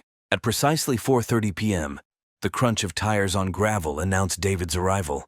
Andrew held his breath as footsteps approached, echoing in the cavernous space. David's voice called out tentatively, "Hello? Is anyone here?" Andrew remained perfectly still, watching as David moved further into the mill. When David's back was turned, Andrew emerged from his hiding spot, wire at the ready. In 3 quick strides, he was behind David. Before David could fully register the presence behind him, Andrew looped the wire around his throat and pulled tight. David's hands flew up, clawing desperately at the wire cutting into his neck. He thrashed violently, his elbow catching Andrew in the ribs with surprising force. The struggle seemed to last an eternity. Andrew's arms burned with the effort of maintaining his grip as David fought for his life. Gradually, David's movements became weaker, his gasps for air more sporadic. With one final convulsive shudder, David Reeves went limp in Andrew's arms. Andrew held on for several minutes more, ensuring that no life remained in his rival's body. When he finally released his grip, David crumpled to the floor like a marionette with cut strings. Panting heavily, Andrew stared down at the lifeless form before him. The reality of what he had done crashed over him in waves. He had imagined this moment countless times, but nothing had prepared him for the stark finality of taking a human life. Moving as if in a trance, Andrew began the process of cleaning up the scene. He collected stray fibers from David's clothing, pocketing them to dispose of later. Using bleach he had stashed earlier, he meticulously cleaned any surfaces he or David might have touched. As the light outside began to fade, Andrew dragged David's body to a pre-dug hole in the far corner of the mill. He covered the shallow grave with debris, knowing that the impending demolition would further conceal his crime. Before leaving, Andrew took one last look around the mill with a mix of horror and grim satisfaction. Andrew realized that he had done it. He had committed the perfect murder. Driving home, Andrew found Paula already there, preparing dinner. He forced himself to act normally, commenting on the meal and asking about her day with casualness. Over the next few days, Andrew was hyper-aware of every news report and passing police car. He scoured local news websites for any mention of David's disappearance, but found nothing. The lack of immediate alarm was both a relief and a new source of anxiety. Paula, oblivious to the turmoil beneath her husband's calm exterior, commented on how much more relaxed Andrew seemed lately. She attributed it to their efforts at reconciliation, never suspecting the dark truth behind his changed demeanor. A week after the murder, the first signs of concern about David's whereabouts began to surface. His clients reported missed deadlines and unanswered calls. Friends posted on social media, asking if anyone had heard from him. Andrew watched these developments with a mixture of dread and perverse fascination. When the police finally became involved, Andrew was ready. He had prepared a detailed account of his movements on the day of David's disappearance, complete with fabricated receipts and a meticulously edited digital trail. He even mentioned to Paula in earshot of a neighbor that he hoped that nice graphic designer was okay, establishing an alibi of concern. As the investigation gained momentum, Andrew found himself drawn into the search efforts. He volunteered to help distribute flyers and even organized a search party to comb areas of Pinewood Park. His apparent dedication to finding David threw off any suspicion that might have fallen on him. But beneath his helpful exterior, Andrew was constantly on edge. Every unexpected knock at the door sent his heart racing. He began to have vivid nightmares of David's final moments, waking up drenched in sweat. The weight of his actions pressed down on him, a constant, invisible burden that he knew he would carry for the rest of his life. As days turned into weeks with no sign of David Reeves, the Pinewood Police Department intensified its investigation. Detective Laura Stewart, a recent transfer from Portland with a reputation for solving cold cases, was assigned to lead the inquiry. Stewart's first step was to retrace David's last known movements. Interviews with his clients and friends painted a picture of a man who had been excited about an upcoming art project, though details were frustratingly vague. Stewart's interest was piqued by mentions of a secretive installation at an undisclosed location. The detective's scrutiny soon turned to David's personal life. It didn't take long for rumors of his affair with Paula Keene to surface. Stewart approached the subject delicately in her interview with Paula, who admitted to the past indiscretion but insisted it had ended months ago. Andrew, present for the interview, played the part of the supportive husband perfectly, expressing sympathy for David's disappearance despite the history. As Stewart dug deeper, inconsistencies began to emerge.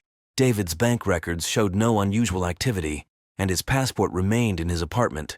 His car was found parked at his residence, ruling out the possibility that he had simply left town. The more Stewart investigated, the more convinced she became that David had met with foul play. A breakthrough came when a hiker reported finding David's phone in Pinewood Park, miles from his usual haunts. Forensic analysis revealed that the phone had been wiped clean of data, an act that struck Stewart as deliberate and suspicious. With each new piece of evidence, the circle of suspects narrowed. Stewart found herself returning again and again to the Keens. Paula's affair provided a motive, but her genuine distress seemed authentic. Andrew's alibi was solid, yet something about his too perfect responses nagged at Stewart's instincts. As autumn deepened into winter, the case consumed Detective Stewart. She spent long nights poring over evidence, convinced that the key to unraveling the mystery lay somewhere in the complex web of relationships surrounding David Reeves. Little did she know, the truth was far closer and far more chilling than she could have imagined. The turning point in the investigation came on a frigid December morning, 3 months after David Reeves's disappearance. A team of surveyors, assessing the old lumber mill for demolition, made a grisly discovery. Partially unearthed by recent heavy rains, David's decomposing body was found in a shallow grave. Detective Stewart and her team descended on the scene, meticulously combing the area for evidence. Despite Andrew's careful cleanup, trace evidence remained. Fibers matched to David's clothing were found embedded in the floorboards, and DNA analysis of the soil revealed blood spatter consistent with a violent struggle. The discovery of the body shifted the investigation into high gear. Stewart re-interviewed everyone connected to David, this time with a sharper focus. It was during her second conversation with Andrew Keene that things began to unravel. Stewart noticed subtle inconsistencies in Andrew's story, minor details that didn't quite align with his previous statements. His demeanor, once calmly cooperative, now had an undercurrent of nervousness. When Stewart casually mentioned that they had surveillance footage from near the lumber mill, she saw a flicker of panic cross Andrew's face before he quickly composed himself. That momentary lapse was all Stewart needed. She intensified her questioning, probing deeper into Andrew's alibi for the day of David's disappearance. Under the relentless pressure, Andrew's carefully constructed facade began to crumble. In a dramatic turn, Andrew broke down and confessed to the murder. He recounted the entire sordid tale, his discovery of the affair, his months of secret planning, and the final fatal confrontation at the lumber mill. As he spoke, it was as if a dam had burst, years of pent-up emotion pouring out in a torrent of words. Paula, brought in for questioning separately, was shattered by the revelation. She struggled to reconcile the loving, forgiving husband she thought she knew with the man capable of such a calculated act of violence. Her world, already fragile from the strain of the affair and its aftermath, collapsed entirely. As news of Andrew's confession spread, the town of Pinewood reeled in shock. The image of the Keens as the perfect couple, even in the face of adversity, was shattered. Friends and colleagues struggled to understand how they could have missed the signs of Andrew's deteriorating mental state. In the following weeks, more details emerged. His internet search history revealed months of research on undetectable poisons and body disposal methods. The depth of his obsession and the meticulous nature of his planning chilled even the most seasoned detectives. Andrew Keene was charged with first-degree murder. As he awaited trial, psychologists debated whether his actions were the result of temporary insanity or a more deep-seated pathology. Paula, grappling with her own guilt and the traumatic loss of both her lover and her husband, retreated from public life. The case of David Reeves's murder would long be remembered in Pinewood as a tragic reminder that even in the most seemingly idyllic settings, darkness can lurk just beneath the surface. It served as a cautionary tale about the destructive power of jealousy and the unforeseen consequences of betrayal, forever changing the way the town viewed itself and its inhabitants.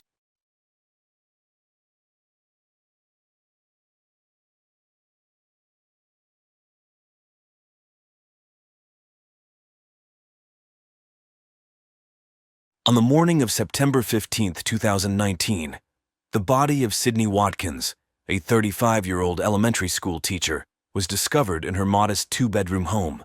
The scene was gruesome, with clear signs of a struggle and multiple stab wounds marring Sydney's body. As detectives combed through the evidence, a chilling story began to emerge, one of a divorce gone wrong, a custody battle spiraling out of control, and a father driven to the unthinkable. At the center of this tragedy was Zendaya Thornton, the 8-year-old daughter of Sydney Watkins and Mark Thornton. Zendaya, a bright and vivacious child, had become the unwitting prize in a tug-of-war between her parents. What started as a mutual decision to end an unhappy marriage had devolved into a bitter feud, with both parties fighting tooth and nail for primary custody of their only child. Mark Thornton was born on July 12, 1982, in Hartford, Connecticut, the only child of Robert and Linda Thornton. From an early age, Mark showed signs of a driven and competitive nature, excelling in both academics and sports. However, beneath the surface of this seemingly idyllic childhood lay a darker reality. Robert Thornton was a strict disciplinarian with a volatile temper, often subjecting young Mark to harsh punishments for minor infractions. Linda, though loving, was passive in the face of her husband's outbursts, leaving Mark to navigate a household where success was demanded and failure was met with anger. As Mark grew older, he internalized his father's perfectionist tendencies and explosive temper. He developed a persona of confidence and charm, but those close to him noted an underlying insecurity and a need for control. Sydney Watkins came from a starkly different background. Born on March 3, 1984, in New Haven, Connecticut, she was the youngest of 3 children in a close-knit, working-class family. Her father, James, was a carpenter, and her mother, Mary, worked part-time as a librarian. Despite their modest means, the Watkins household was filled with love, laughter, and a strong emphasis on education and community service. Growing up, Sydney was known for her kind heart and empathetic nature. She excelled in school, particularly in subjects related to literature and social studies.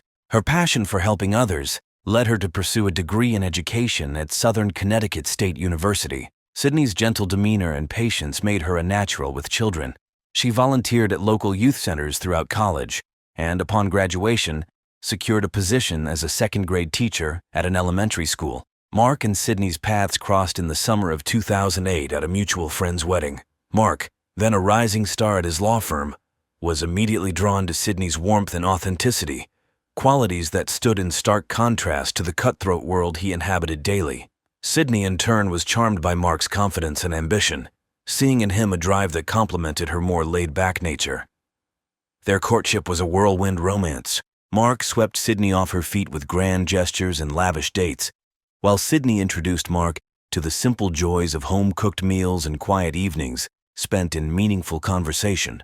After a year of dating, Mark proposed during a surprise weekend getaway to Sydney's vineyard. Sydney, deeply in love and envisioning a future filled with happiness and stability, joyfully accepted. The couple wed in a lavish ceremony in the spring of 2010, with both sides of the family coming together to celebrate what everyone believed would be a long and happy union. The first few years of Mark and Sydney's marriage were, by all accounts, blissful. They purchased a charming home in Oak Ridge, settling into domestic life with enthusiasm. Mark's career continued to flourish, while Sydney found fulfillment in her teaching and in creating a warm, inviting home for the couple. However, as time passed, small cracks began to appear in their seemingly perfect facade. Mark's work hours grew longer, and his stress levels increased as he pursued partnership at his firm. Sydney, while supportive, began to feel neglected and lonely. On April 17, 2011, Zendaya Thornton was born, bringing a renewed sense of joy and purpose to Mark and Sydney's lives. Mark, initially apprehensive about fatherhood given his own complicated relationship with his father, found himself utterly devoted to his daughter. He would spend hours reading to her, playing with her, and planning for her future. As Zendaya approached school age, the differences between Mark and Sydney became more pronounced. These differences led to frequent arguments, with each parent believing they knew what was best for their daughter. By the time Zendaya was 6 years old, the strain on Mark and Sydney's marriage had reached a breaking point. The constant arguments, lack of emotional intimacy, and fundamental disagreements about parenting had eroded the love that once bound them together. The divorce proceedings began in January 2018, and what started as an amicable separation quickly turned contentious. Mark, feeling betrayed and fearing the loss of control over his family, hired Gregory Patel, a notoriously aggressive divorce attorney. Sydney, overwhelmed by the sudden hostility, turned to her college friend Rachel Goldstein, a family law attorney known for her compassionate approach. The legal battle that ensued was bitter and protracted. Mark contested every aspect of the divorce, from the division of assets to the custody arrangements. He accused Sydney of being an unfit mother, citing her lack of ambition and permissive parenting style as reasons why he should have primary custody of Zendaya. Sydney, in turn, presented evidence of Mark's controlling behavior and volatile temper, arguing that his parenting style was detrimental to Zendaya's emotional well-being. The proceedings dragged on for months, draining both parties financially and emotionally. After nearly a year of legal wrangling, the court finally issued its ruling in November 2018. Taking into account Zendaya's age, her established routine, and the testimonies of various experts, the judge awarded joint legal custody to both parents. However, Sydney was granted primary physical custody, with Mark receiving generous visitation rights, including every other weekend and one weeknight dinner. This arrangement, while seemingly fair, left Mark feeling defeated and resentful. He viewed the decision as a personal failure and a threat to his relationship with Zendaya. Unbeknownst to Sydney or the court, this custody ruling would set in motion a series of events that would lead to tragedy. In the months following the divorce settlement, Mark's behavior became increasingly erratic and hostile. He began to obsessively document every interaction with Sydney, looking for any perceived misstep or violation of the custody agreement. His communications with her, once civil if tense, devolved into a barrage of accusatory emails and text messages. Mark's visitations with Zendaya became a source of constant conflict. He would return her late, change plans at the last minute, or attempt to schedule extra time without consulting Sydney. During handovers, he would often make snide remarks about Sydney's parenting, or try to manipulate Zendaya into saying she wanted to spend more time with him. At work, Mark's performance began to suffer as he focused more and more on finding ways to regain control over his family situation. Colleagues noticed his shortened temper and distracted demeanor, with some expressing concern about his mental state. Mark's boss, noticing the decline in his work quality, suggested he take some time off to sort out his personal issues. This only served to fuel Mark's paranoia, convincing him that everyone was conspiring against him. Sydney, deeply concerned about the impact of Mark's behavior on Zendaya, did her best to shield their daughter from the growing tension. She maintained a calm demeanor during handovers, redirected Zendaya's attention when Mark made inappropriate comments, and tried to ensure that Zendaya's time with her father remained positive. Privately, Sydney sought advice from her attorney and Zendaya's pediatrician on how to handle the situation. She began keeping a detailed log of Mark's behavior, documenting late returns, inappropriate comments, and any signs of emotional distress in Zendaya following visits with her father.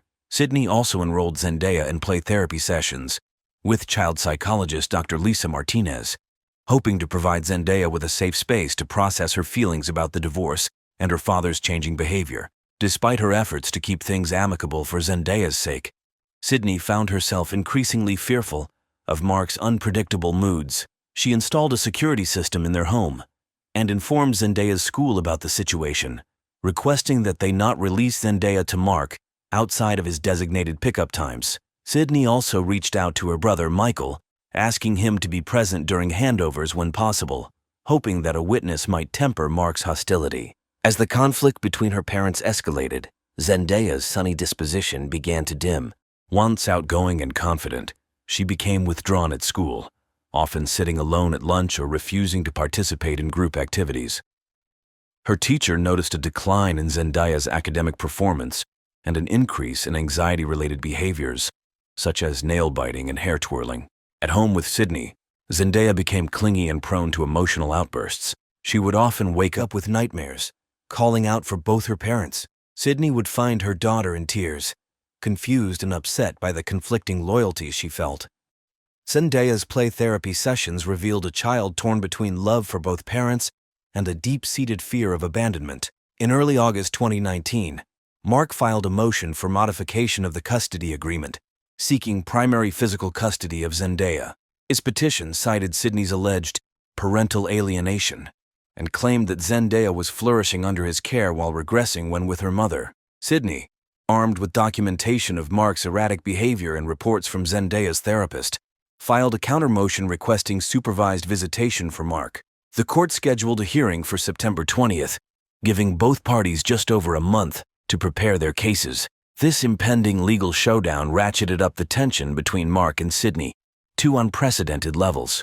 Mark became obsessed with winning the case, viewing it as his last chance to assert control over his family. Sydney, meanwhile, grew increasingly anxious about the possibility of losing custody of Zendaya, fearing for her daughter's emotional well-being if placed primarily in Mark's care. As the hearing date approached, Mark's grip on reality began to slip. He stopped showing up to work, using all his time to build his case against Sydney. His apartment became a chaotic mess of legal documents, photos of Zendaya, and scribbled notes detailing perceived slights and conspiracy theories. Mark's few remaining friends tried to reach out, concerned by his disheveled appearance and rambling phone calls, but he pushed them away, accusing them of siding with Sydney. Mark's paranoia reached new heights. He became convinced that Sydney was poisoning Zendaya against him and that the entire legal system was corrupt. He started following Sydney and Zendaya, taking photos of their activities and interpreting innocent interactions as evidence of Sydney's unfitness as a mother. In his distorted thinking, Mark began to see himself as Zendaya's savior, the only one who could protect her from Sydney's harmful influence. During this time, Mark's interactions with Zendaya became increasingly disturbing. He would interrogate her about Sydney's activities, make disparaging comments about her mother, and fill her head with promises of a better life once he won custody. Zendaya, confused and frightened by her father's intensity, began to resist visits, clinging to Sydney and begging not to go with Mark. 3 days before the scheduled custody hearing, Mark reached his breaking point. After a particularly difficult handover where Zendaya cried and refused to go with him, Mark became convinced that Sydney had turned his daughter against him completely. In his delusional state, he concluded that the upcoming hearing was rigged, that he would never receive a fair judgment, and that Sydney would always find a way to keep Zendaya from him. It was at this moment, alone in his cluttered apartment surrounded by the detritus of his obsession, that Mark made the fateful decision to take matters into his own hands. In his twisted logic, he reasoned that the only way to ensure he would have custody of Zendaya was to eliminate Sydney from the equation entirely. With cold determination, Mark began to plan the unthinkable, the murder of his ex-wife. In the early hours of September 15, 2019, Mark set his plan into motion. He had spent the previous 2 days meticulously preparing, his legal mind perversely applied to the task of committing and concealing a murder. He chose a Sunday, knowing Sydney would be home alone while Zendaya was at a sleepover with her maternal grandparents. Mark packed a bag containing a hunting knife he had purchased with cash at a sporting goods store 2 towns over. He also included rope, duct tape, and cleaning supplies, having researched methods to eliminate evidence. To establish an alibi, Mark had set up his home computer to make online purchases and send emails throughout the night and morning. He had also left his cell phone at home, connected to the Wi-Fi to create a digital footprint, suggesting he never left his apartment. At 4:30 a.m., Mark left his apartment, careful to avoid security cameras and potential witnesses. He drove a rental car, paid for with a prepaid credit card, to a spot a few blocks from Sydney's house. From there, he proceeded on foot, his heart racing with a mix of fear and determination. Mark arrived at Sydney's house just before dawn. Using a copy of the house key he had secretly made during a previous visit, he silently entered. The house was quiet, with only the soft hum of the refrigerator breaking the silence. Mark crept up the stairs, the knife clutched tightly in his hand. He paused outside Sydney's bedroom. He pushed open the door to find Sydney still asleep. The sound roused her and she sat up, confusion quickly turning to terror as she recognized Mark's figure in the dim light. "Sydney, what are you doing to my daughter?" Mark's voice was low and menacing. Sydney scrambled out of bed, her voice shaking as she tried to reason with him. But Mark was beyond reason.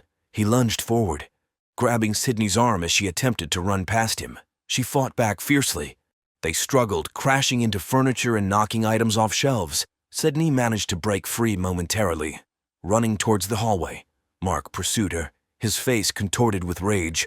In the hallway, he caught up to her, tackling her to the ground. Sydney continued to fight, scratching and kicking, leaving defensive wounds that would later become crucial evidence. In a frenzy of violence, Mark brought the knife down repeatedly. Sydney's screams were cut short as the blade found its mark. Again and again, the hallway walls, once adorned with happy family photos, were now splattered with blood.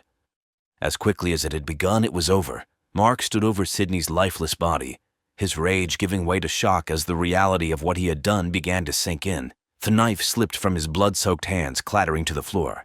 He rushed to retrieve his bag of supplies, frantically trying to clean up the worst of the blood. In his haste and shock, Mark made critical mistakes. He missed several blood spatters, left partial fingerprints, and failed to notice that in the struggle, Sydney had managed to grab of his hair. As the first light of dawn began to filter through the windows, Mark gathered his things and fled the scene, leaving behind a trail of evidence that would ultimately lead to his downfall. At 8:30 a.m., Karen Mitchell, Sydney's close friend and fellow teacher, arrived at the house. They had plans to carpool to a teachers' conference that morning. When Sydney didn't answer the door, Karen used the spare key she knew was hidden under a flower pot. The moment Karen stepped inside, she knew something was terribly wrong. The house was eerily quiet, and there was a faint coppery smell in the air. She called out. As she climbed the stairs, she noticed smears on the wall that made her heart race. Karen's scream pierced the quiet Sunday morning when she discovered Sydney's body in the upstairs hallway. Trembling, she fumbled for her phone and dialed 911. "I think my friend has been murdered," she sobbed to the operator. "Oh God, there's so much blood." Within minutes, the peaceful suburban street was transformed into a chaotic crime scene. Police cars and ambulances crowded the driveway, their lights flashing silently in the morning sun. Neighbors gathered on their lawns, watching in shock as police tape went up around Sydney's home. The nightmare had only just begun. Detective Lisa Hawkins of the police department took charge of the investigation. With 15 years of experience in homicide cases, she immediately recognized the signs of a crime of passion. The brutality of the attack, the lack of forced entry, and the personal nature of the crime all pointed to someone close to the victim. As the forensics team combed through the house, collecting blood samples, fingerprints, and other trace evidence, Detective Hawkins began interviewing neighbors and friends. Karen Mitchell's statement about Sydney's contentious relationship with her ex-husband quickly made Mark Thornton the primary suspect. The investigation moved rapidly. A search warrant was obtained for Mark's apartment, where detectives found a disturbing shrine to Zendaya and Sydney, walls covered with photos and legal documents. Mark's computer revealed his obsessive research into custody laws and, more damning, methods of committing untraceable murder. Meanwhile, the forensics team made crucial discoveries at the crime scene. Despite Mark's attempts to clean up, they found his DNA under Sydney's fingernails and matched the hair Sydney had grabbed to Mark's genetic profile. Partial fingerprints found in the house were also consistent with Mark's. As the evidence mounted, Detective Hawkins knew they needed to move quickly. Mark Thornton had become not just a suspect, but a potentially dangerous fugitive who might attempt to reach his daughter. Unaware that he was already the prime suspect, Mark attempted to establish his alibi. He returned to his apartment, showered, and meticulously cleaned his clothes and shoes. He then made several calls, including one to Sydney's phone, leaving a message asking about picking up Zendaya later that day. Mark then went to a local coffee shop, making sure to be seen by the staff and engaging in conversation with other patrons. He even called the police himself later that afternoon, expressing concern that he couldn't reach Sydney. However, Mark's careful planning began to unravel almost immediately. A neighbor had noticed the unfamiliar rental car parked near Sydney's house in the early morning hours. The car rental company confirmed that Mark had rented the vehicle using a prepaid card, a detail he had overlooked in his haste to remove the car from the scene. The trial of Mark Thornton began 6 months after Sydney's murder. The prosecution presented a compelling case built on both forensic evidence and a disturbing psychological profile of the defendant. Forensic experts testified about the DNA evidence found at the crime scene, including the hairs matched to Mark and the blood spatter patterns consistent with the prosecution's account of the murder. The rental car evidence was also presented, along with security camera footage, showing a figure matching Mark's description near Sydney's house on the morning of the crime. Detective Hawkins took the stand, detailing the investigation and the mounting evidence that led to Mark's arrest. She presented Mark's computer searches in the shrine found in his apartment, painting a picture of a man obsessed and spiraling out of control. A parade of witnesses took the stand, each adding to the portrait of a tragedy years in the making. Zendaya's teachers testified about the child's increasing anxiety and behavioral issues, which they attributed to the high-conflict divorce. Sydney's friends and colleagues spoke of her fear of Mark and her efforts to protect Zendaya from the escalating tension. Mark's defense team attempted to paint a picture of a loving father, driven to desperation by a biased court system and a vindictive ex-wife. They suggested that Sydney had been the one alienating Zendaya from her father, causing Mark's mental state to deteriorate. The defense also tried to cast doubt on the forensic evidence, suggesting that the crime scene had been contaminated and that the DNA evidence was inconclusive. They presented character witnesses who spoke of Mark's previous reputation as a dedicated father and successful lawyer. However, their efforts were largely overshadowed by the mountain of evidence against Mark and his own erratic behavior during the trial. After a 3-week trial and 2 days of deliberation, the jury returned with a unanimous verdict: guilty of first-degree murder. The courtroom was silent as the verdict was read, broken only by a muffled sob from Mark's mother. Mark, given the opportunity to speak, showed little remorse. In a rambling statement, he continued to blame Sydney and the court system for his actions, claiming he had only wanted to protect his daughter. The judge delivered a scathing rebuke before announcing the sentence. "Mr. Thornton, your actions have not only taken a life but have irrevocably damaged your daughter, the very person you claimed to be protecting. You have displayed a shocking lack of empathy and an inability to put your child's needs before your own desires." She then sentenced Mark Thornton to life in prison, without the possibility of parole. In the years following the trial, Zendaya Thornton remained in the care of her maternal grandparents. With ongoing therapy and support, she slowly began to heal from the trauma of losing both parents in such a tragic manner. The case led to reforms in the family court system, with increased resources allocated for mental health evaluations and support services for high-conflict divorces. Sydney Watkins' memory lived on through a foundation established in her name, dedicated to supporting children affected by domestic violence. As for Mark Thornton, he spends his days in a maximum security prison, his attempts at appeal repeatedly denied, forever marked as the man who destroyed his family in a misguided attempt to keep it together.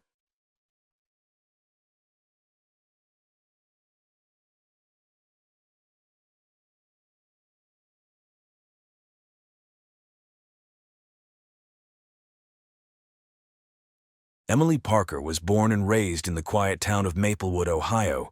Her parents, Richard and Ann Parker, were well-respected members of the community. Richard owned a local hardware store, while Ann was a nurse at the nearby hospital.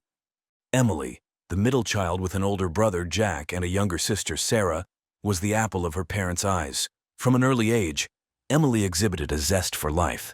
She was an exceptional student, excelling in her studies and participating in various extracurricular activities. Her passion for teaching emerged during her high school years, inspired by a history teacher who brought the past to life in vivid detail. Emily pursued her dream by attending Ohio State University, where she earned her degree in education. After college, Emily returned to Maplewood and secured a teaching position at the local elementary school. Her dedication to her students was unparalleled. She often stayed late to help with after-school programs and tutored struggling students on weekends. Her colleagues admired her enthusiasm, and parents often requested her for their children's classes. Outside of her professional life, Emily had a wide range of interests. She loved hiking, photography, and reading historical novels. Her weekends were often spent exploring nature trails or curled up with a good book. Friends described her as warm, compassionate, and always ready to lend a helping hand. Emily met David Reynolds at a friend's wedding. He was charming, with a quick wit and an easy smile. David, a financial consultant from New York City, was visiting for the wedding. The attraction was immediate, and their whirlwind romance took everyone by surprise. David lavished Emily with attention, expensive gifts, and exotic trips. Their courtship was brief but intense, and within a year David proposed. Emily, swept off her feet by his charisma and the promise of a glamorous life, said yes. Her family and friends had mixed feelings about the rapid engagement. While they wanted to support Emily's happiness, they couldn't shake a sense of unease about David. He was always impeccably dressed, driving luxury cars and staying in upscale hotels, but his extravagant lifestyle seemed at odds with his modest background. Emily, however, was enamored and reassured everyone that David was her soulmate. Their wedding was a grand affair, held in a picturesque vineyard and attended by over 200 guests. Emily's friends from Maplewood and David's associates from New York mingled under fairy lights and sipped champagne, celebrating the union. As the newlyweds departed for their honeymoon in St. Lucia, no one could have predicted the dark turn their love story would take. David Reynolds was born and raised in Queens, New York. His parents, Thomas and Margaret Reynolds, struggled to make ends meet. Thomas worked as a mechanic, while Margaret held various part-time jobs to support their 3 children. David, the eldest, grew up with a strong drive to escape the financial hardships of his upbringing. From a young age, David exhibited a knack for numbers and a shrewd understanding of money. He excelled in school, earning a scholarship to New York University where he studied finance. David's ambition was evident. He spent his college years networking and securing internships at prestigious firms. His relentless work ethic paid off, and upon graduation, he landed a coveted position at a top financial consultancy. David quickly rose through the ranks, his talent for investment strategies and financial planning earning him a reputation as a rising star. His success afforded him a lifestyle he had always dreamed of: designer suits, high-end cars, and a luxury apartment in Manhattan. However, his professional success masked deeper issues. Colleagues often described David as charming but ruthless, willing to bend the rules to achieve his goals.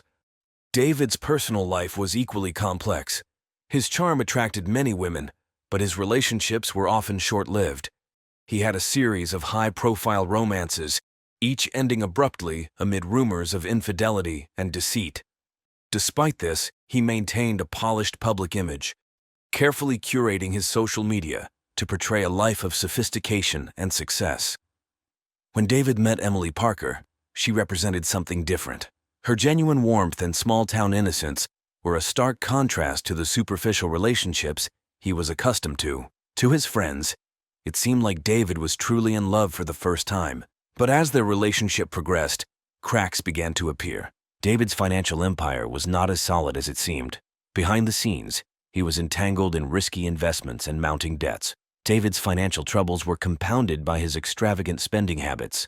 He kept these issues hidden from Emily, presenting only the image of a successful and devoted partner. His decision to propose was as much about securing a future with Emily as it was about seeking stability amid his growing financial chaos. Their wedding, though a joyous occasion, also marked the point where David's deceptions began to catch up with him. St. Lucia, with its lush landscapes and serene beaches, was the perfect backdrop for David and Emily's honeymoon. They stayed at an exclusive resort, their bungalow perched on the edge of a secluded cove. The first few days were filled with romantic dinners, sunset walks, and excursions to explore the island's natural beauty. Emily documented their adventures on social media, her posts filled with joy and excitement. On the night of Emily's disappearance, the couple dined at the resort's beachfront restaurant. The atmosphere was idyllic.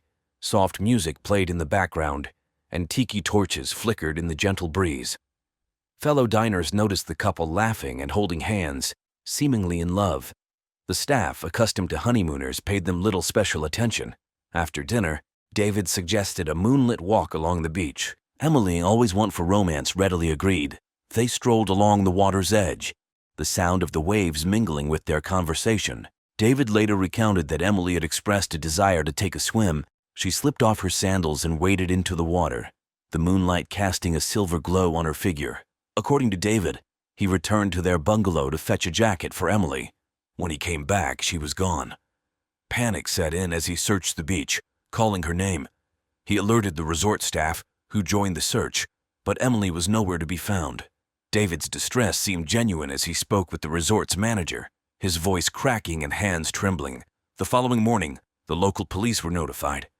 They began an immediate investigation, questioning resort staff and guests.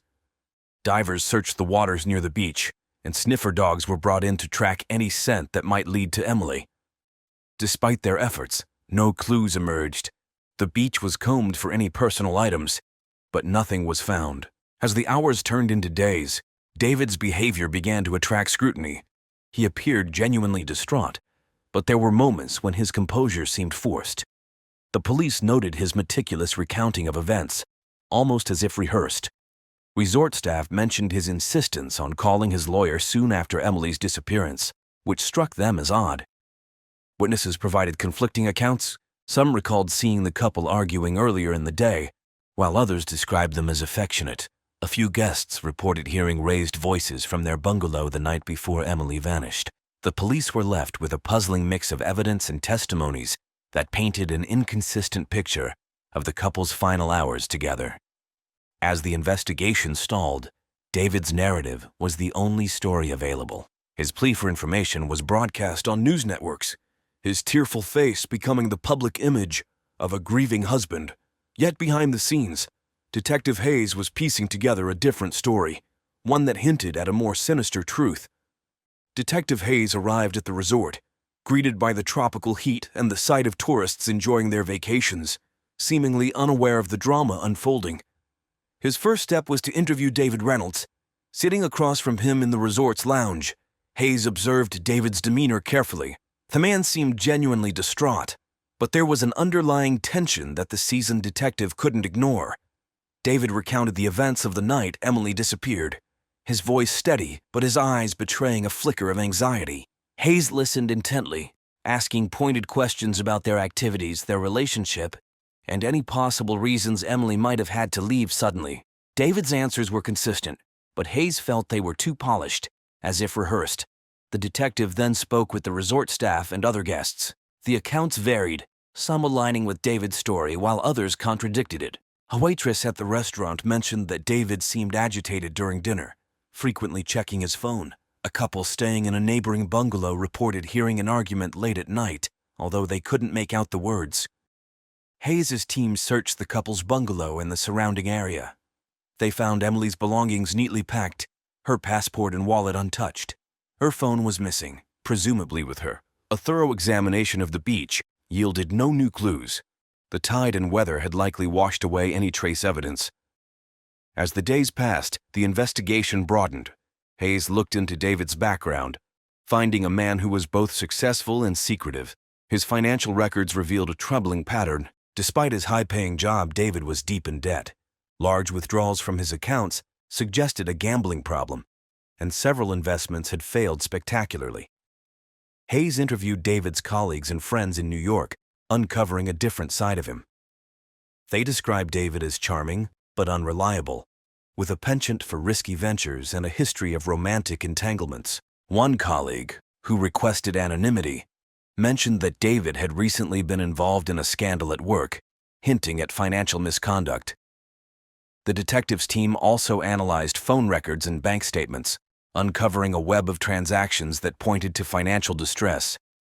Several large transfers had been made to offshore accounts, and David had taken out substantial loans shortly before the wedding. These findings suggested that David was far from the affluent figure he portrayed.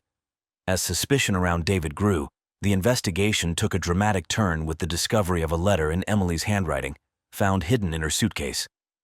It was addressed to her parents and hinted at her growing unease about David. She wrote about discovering discrepancies in his stories and financial dealings, expressing fear that she had made a terrible mistake in marrying him.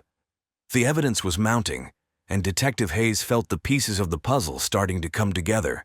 But without Emily, the case remained frustratingly incomplete. The detective was determined to uncover the truth, knowing that the facade of the perfect honeymoon was hiding something far more sinister. The financial investigation into David Reynolds' affairs revealed a cascade of deceit. Detective Hayes and his team uncovered a complex network of bank accounts, hidden assets, and dubious transactions. David's financial empire, once thought to be thriving, was crumbling under the weight of risky investments and substantial debts.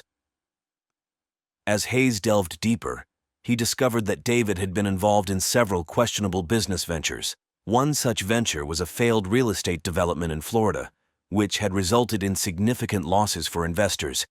Another was a tech startup that went bankrupt, leaving David with substantial debts.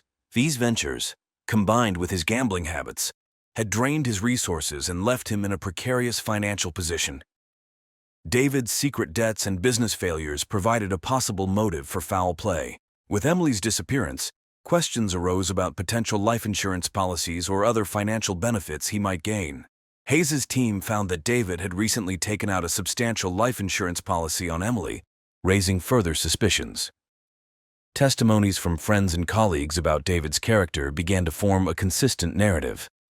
They described him as someone who would do anything to maintain his image of success, even if it meant deceiving those closest to him.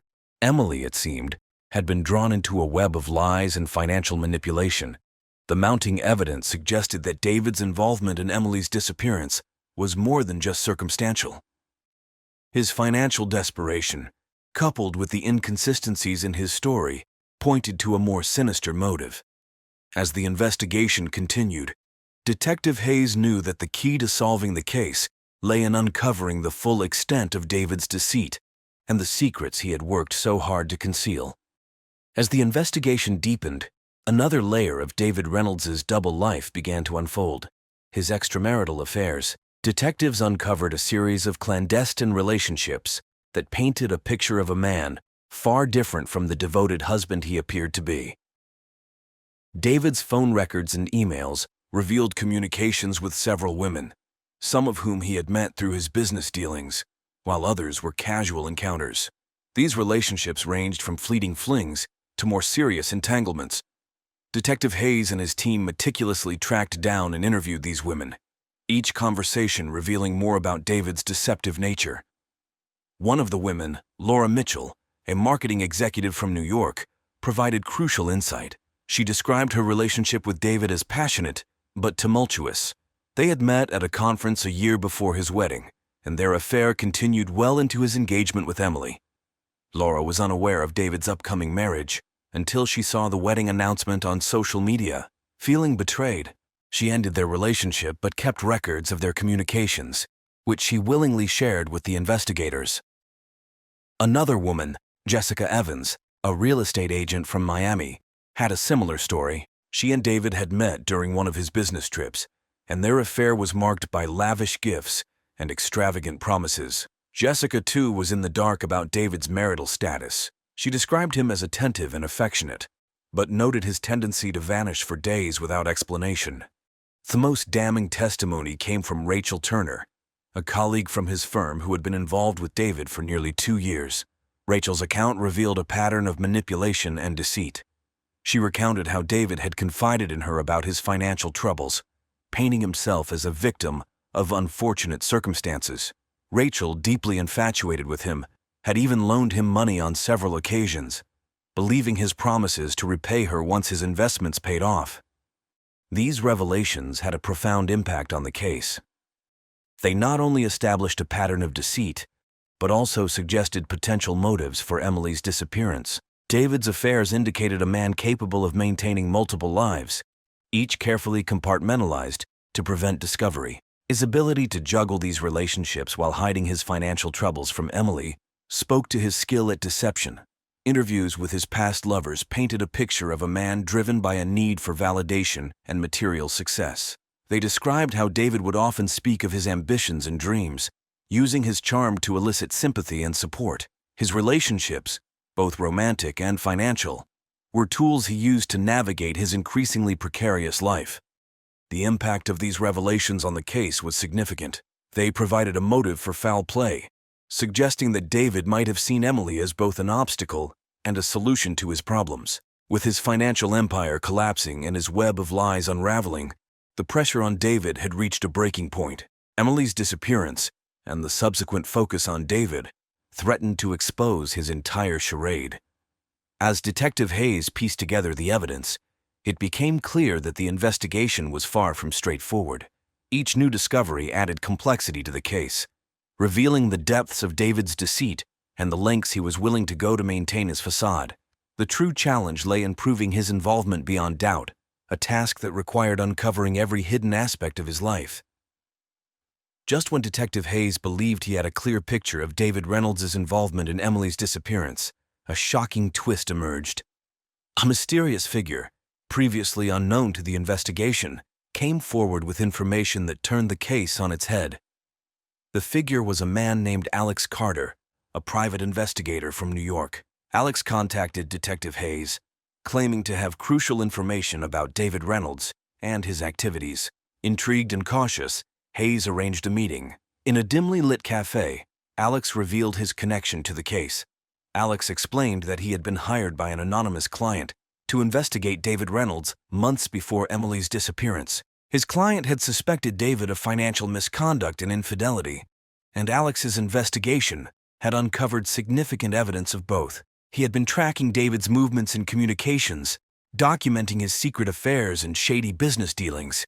But Alex's most startling revelation was about Emily. According to his findings, Emily had discovered David's infidelity and financial troubles shortly before their wedding. She had confided in a close friend, expressing her doubts and fears about marrying David. This friend, concerned for Emily's safety, had anonymously hired Alex to gather evidence, hoping to give Emily a way out of her situation. Alex provided Detective Hayes with a dossier of his findings, including photographs, financial records, and transcripts of conversations. One particularly damning piece of evidence was a recording of a conversation between David and an unknown associate discussing plans that hinted at foul play. The recording suggested that David had been plotting something sinister, although the details were vague. This new information complicated the case significantly. It introduced the possibility that Emily might have been aware of David's plans and had taken steps to protect herself.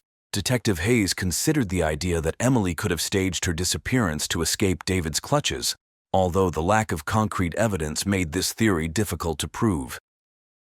Hayes decided to re-interview everyone involved, armed with the new information. He spoke again with Emily's family and friends, uncovering more details about her state of mind before the wedding.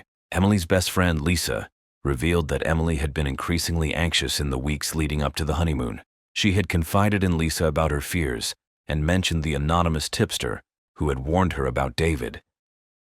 David's reaction to the reopened investigation was one of surprise and agitation. He denied any involvement in Emily's disappearance and dismissed the evidence provided by Alex Carter as fabrications. However, his growing frustration and inconsistent statements only added to the suspicion surrounding him. The twist in the case forced Detective Hayes to consider all possibilities. He intensified the search for Emily, exploring the idea that she might have gone into hiding. The investigation expanded to include airports, border crossings, and potential safe houses. The media coverage, once focused solely on David, began to speculate about Emily's fate and her possible role in the unfolding drama. As the investigation continued, Detective Hayes faced mounting pressure to solve the case. The new information from Alex Carter provided valuable leads, but it also complicated the narrative, making it harder to distinguish between victim and perpetrator. Hayes knew that the truth lay somewhere within the tangled web of deceit and betrayal, and he was determined to unravel it.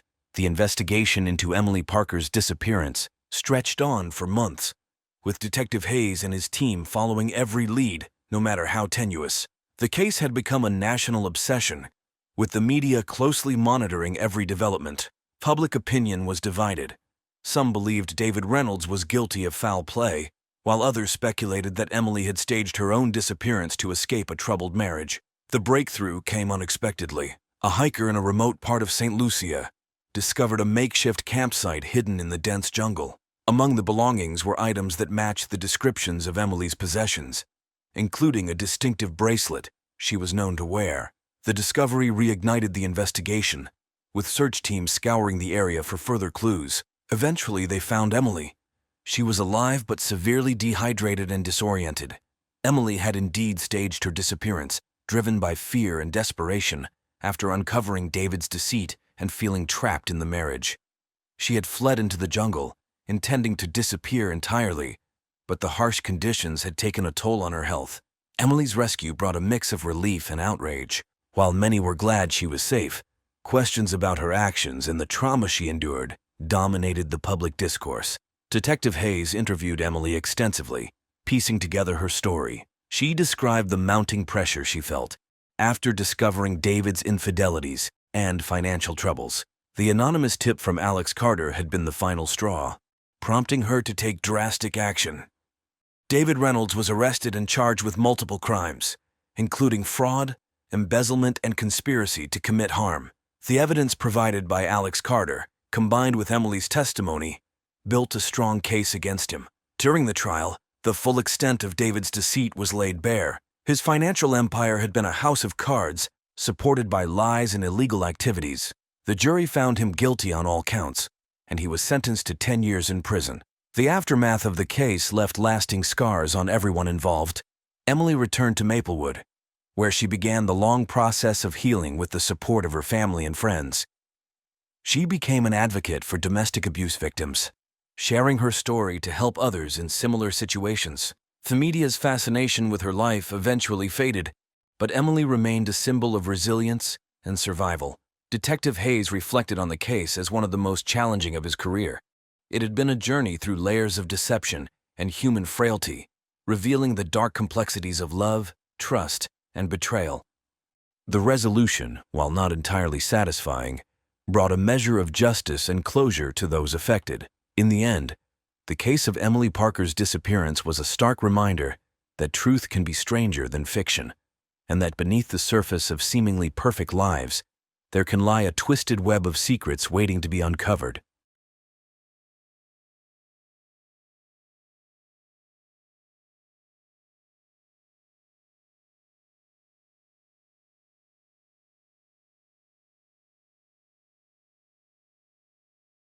One early autumn morning, the lifeless body of Melissa Porter was discovered in her car, parked on a secluded road just outside town. Melissa, a local kindergarten teacher beloved by many, had gone missing 2 days prior, leaving behind a worried husband and a community in shock. James Porter, Melissa's husband, was the first to report her missing. James, a mild-mannered accountant, had been frantic with worry, his anxiety evident in the tremor of his voice when he spoke to the police. The discovery of Melissa's body turned his worst fears into a nightmarish reality. Alongside James, 2 other men, Michael Reynolds and Joe Clark, soon came under the scrutiny of the investigation. Both had been intimately involved with Melissa, each harboring deep and complex feelings for her. Detective Sarah Davis, a seasoned investigator with a sharp mind and an unyielding determination for justice, was assigned to the case. As she delved into Melissa's life and the relationships that entwined her with James, Michael, and Joe, it became clear that beneath the surface of this seemingly straightforward case lay a labyrinth of secrets and betrayals. The story of Melissa Porter's demise was not just a tale of a tragic death, but of a tangled web of love, deceit, and vengeance. It was a crisp morning when Officer Tom Harris received a call about an abandoned vehicle on the outskirts of Oakwood. As he approached the scene, the sight of Melissa Porter's car sent a chill down his spine. The car was parked haphazardly, one wheel on the gravel shoulder, the other on the grassy verge. The windows were fogged, and the faintest hint of a foul odor wafted through the air. Harris peered through the driver's window and recoiled. Melissa Porter was slumped over the steering wheel. Her skin was pallid, and a faint trickle of blood had dried on her temple. The immediate cause of death was not apparent, but the scene suggested foul play. The small community of Oakwood buzzed with shock and sorrow as news of the discovery spread. Melissa had been missing for 48 hours, and her friends and family had clung to hope that she would return unharmed. Now that hope was cruelly dashed. James Porter was inconsolable, his grief magnified by the public scrutiny he now faced. He had been the one to report Melissa missing, and now he was thrust into the center of a murder investigation. Detective Sarah Davis arrived at the scene, her expression grim. She meticulously inspected the car and the surrounding area, noting the lack of defensive wounds on Melissa's body and the absence of a struggle. This suggested she might have been unconscious or incapacitated before her death. A preliminary examination revealed traces of a powdery substance on the passenger seat, which would later be identified as a potent sedative. Davis ordered the car to be towed to the forensic lab for a thorough examination and instructed her team to canvass the area for witnesses. The investigation had just begun, but the pressure to find answers was immense. The community wanted justice for Melissa, and the police were determined to provide it. The Oakwood Police Department quickly mobilized to investigate Melissa Porter's death. Detective Davis spearheaded the effort, her no-nonsense attitude setting the tone for the team. The first order of business was to question James Porter, whose proximity to the victim made him an initial person of interest. James was brought in for questioning at the station. He looked haggard, dark circles under his eyes betraying sleepless nights. Detective Davis began with routine questions about his relationship with Melissa, their recent activities, and his whereabouts during the time she was missing. James explained that he and Melissa had been married for 5 years, a seemingly happy couple in the eyes of the community. He recounted the night Melissa disappeared. She had left the house around 7 p.m., claiming she needed to run some errands. When she didn't return, he grew worried and called the police the next morning. Davis noted his demeanor, searching for signs of deception. James provided an alibi, stating he was home watching TV that night. He offered to let the police verify his story with their home security system's footage. Davis made a mental note to follow up on this lead. As the interview progressed, another name surfaced: Michael Reynolds. According to James, Michael was a close friend of Melissa's, someone she had known for years. James admitted he had always felt a bit uneasy about their relationship, but had no concrete reason to suspect anything untoward. Detective Davis decided to pay Michael a visit. Michael Reynolds, a tall man in his early 30s with an air of easy confidence, welcomed the detectives into his home. He seemed genuinely distraught upon hearing of Melissa's death, insisting they had been just friends. However, his nervous fidgeting suggested there might be more to the story. The investigation widened to include Joe Clark, a local artist who had been seen with Melissa on numerous occasions. Joe, in his mid-40s, was known for his brooding temperament and reclusive lifestyle. He was less forthcoming than Michael, evading direct questions and offering vague, cryptic responses. Detective Davis sensed that both Michael and Joe were hiding something. The threads of Melissa's life began to unravel, revealing a woman who was far more complex and enigmatic than anyone had realized. With each interview, the investigation grew more convoluted, and the stakes became higher. The truth about Melissa's death was buried beneath layers of secrets, and it was up to Davis to dig them out.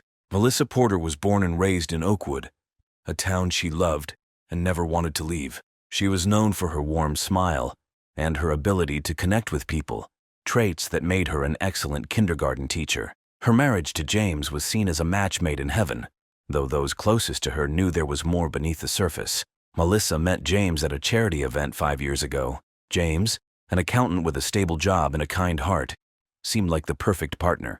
They married within a year, and for a while their life together appeared idyllic. But over time, Melissa began to feel restless.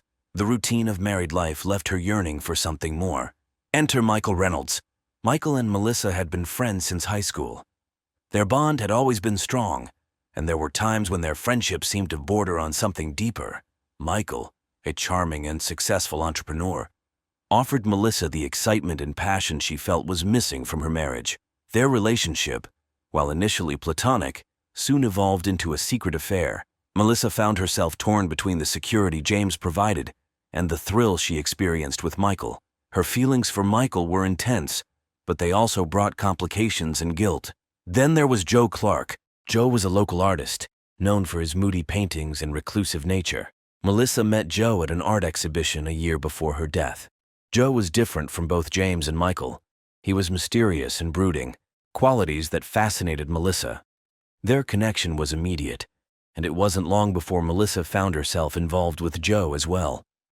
Melissa's relationships with Michael and Joe were known only to a few close friends, and she took great pains to keep them hidden from James. However, managing these affairs became increasingly difficult, and Melissa's life grew more complicated. She loved each of these men in different ways, and each offered her something unique. But she also knew that this web of love and deceit could not last forever. As Detective Davis delved deeper into Melissa's background, she discovered a woman who was passionate and vibrant but also deeply conflicted. Melissa's need for connection and excitement had led her down a dangerous path, one that ultimately ended in her untimely death. With Melissa's body discovered and her secret life beginning to surface, suspicion naturally fell on James Porter. Detective Davis scrutinized his alibi, seeking any inconsistencies that might indicate his involvement in his wife's death. James's alibi rested on his claim that he was at home the night Melissa disappeared, watching TV and later falling asleep on the couch. The home security footage confirmed that James had not left the house during the critical hours. However, Davis was not entirely convinced. She knew that alibis could be fabricated or manipulated. The state of the Porters' marriage became a focal point of the investigation. Friends and neighbors painted a picture of a couple that appeared happy, but had their share of issues. Financial records showed that the Porters were struggling with debt, a potential motive for James to want his wife out of the picture. Life insurance policies on Melissa further added to the suspicion. though the amounts were not exorbitant. James's demeanor during questioning was another point of concern. While his grief seemed genuine, there were moments when his responses were too measured, too controlled. Davis wondered if he was hiding something, or simply trying to protect himself from being wrongfully accused. The most damning piece of evidence was a series of text messages exchanged between James and Melissa in the days leading up to her disappearance. The messages revealed growing tension between them, with Melissa expressing dissatisfaction and James responding with frustration. The arguments, though not overtly violent, indicated a marriage under significant strain. James's interactions with Michael and Joe also raised red flags. Both men admitted to having confrontations with James, who had become increasingly suspicious of their relationships with Melissa. James denied any knowledge of Melissa's affairs, but his anger towards the men was palpable. As the investigation progressed, James Porter remained a prime suspect. His potential motives, financial gain, marital discord, and jealousy, provided enough cause for Detective Davis to keep a close watch on him. However, without concrete evidence linking him directly to the crime, the case against him remained circumstantial. Michael Reynolds and Joe Clark, the two men who had shared intimate relationships with Melissa, were next on Detective Davis's list. Each had their own reasons for wanting Melissa in their lives, and potentially reasons for wanting her gone. Michael Reynolds, with his charismatic demeanor and successful career, seemed an unlikely suspect at first glance. He had been Melissa's confidant for years, their bond evolving into a romantic relationship that brought both joy and complications. Michael's feelings for Melissa were genuine, but his frustration with her indecision and the secrecy of their affair had caused tension. During questioning, Michael admitted to feeling hurt and betrayed when he discovered Melissa's involvement with Joe, but he vehemently denied having anything to do with her death. Joe Clark was a different story. Known for his brooding personality and artistic temperament, Joe had always been somewhat of an enigma. His relationship with Melissa was intense and passionate, but also fraught with jealousy and possessiveness. Joe's art often reflected his tumultuous emotions, and his interactions with Melissa had been no exception. During his interview, Joe was evasive, his answers tinged with bitterness. He expressed deep sorrow over Melissa's death, but also a lingering resentment towards her for being unable to fully commit to him. Davis noted the contrasts between Michael and Joe. One a polished, successful businessman, the other a moody, introspective artist. Both had motives driven by love and jealousy, and both had been deeply affected by Melissa's actions. The detective also discovered that Michael and Joe had confronted each other on several occasions, their arguments escalating as Melissa's relationships with them became more entangled. The investigation into Michael and Joe's backgrounds revealed more layers to Melissa's story. Each man had been drawn to Melissa's vivacious personality and warmth, but both had also experienced the darker sides of their relationships with her. The complexity of these relationships suggested that Melissa's death was not a straightforward case of jealousy or revenge, but rather a culmination of many conflicting emotions and desires. As Detective Davis continued to unravel the intricacies of Melissa's life and relationships, she realized that the truth was buried deep within a web of passion, betrayal, and hidden motives. The challenge was to untangle these threads and find the one that would lead to Melissa's killer. As Detective Davis dug deeper into the lives of Melissa, James, Michael, and Joe, she began to uncover a series of startling revelations and secrets that painted a clearer picture of Melissa's complex world. The first major revelation came from Melissa's close friend, Laura Mitchell. Laura revealed that Melissa had been confiding in her for months about the struggles in her marriage and the turmoil caused by her relationships with Michael and Joe. Melissa had been feeling increasingly trapped and overwhelmed by the dual pressures of maintaining her marriage and managing her affairs. Laura also mentioned that Melissa had expressed fears about someone stalking her, though she never specified who. This new information prompted Davis to re-examine the evidence with fresh eyes. The possibility of a third-party involvement, someone who knew about Melissa's affairs and had a vested interest in her demise, became a compelling angle. Davis ordered a deeper investigation into Melissa's communications and social media, looking for any signs of threats or suspicious activity. The forensic analysis of Melissa's car provided another crucial piece of the puzzle. Traces of the sedative found in the passenger seat matched a prescription registered to Joe Clark, When confronted with this evidence, Joe's calm facade began to crack. He admitted to having the sedative, but claimed he had no intention of harming Melissa. According to Joe, Melissa had asked him for the sedative to help her sleep, a claim that was difficult to verify. Further complicating the investigation was a discovery in Michael's financial records.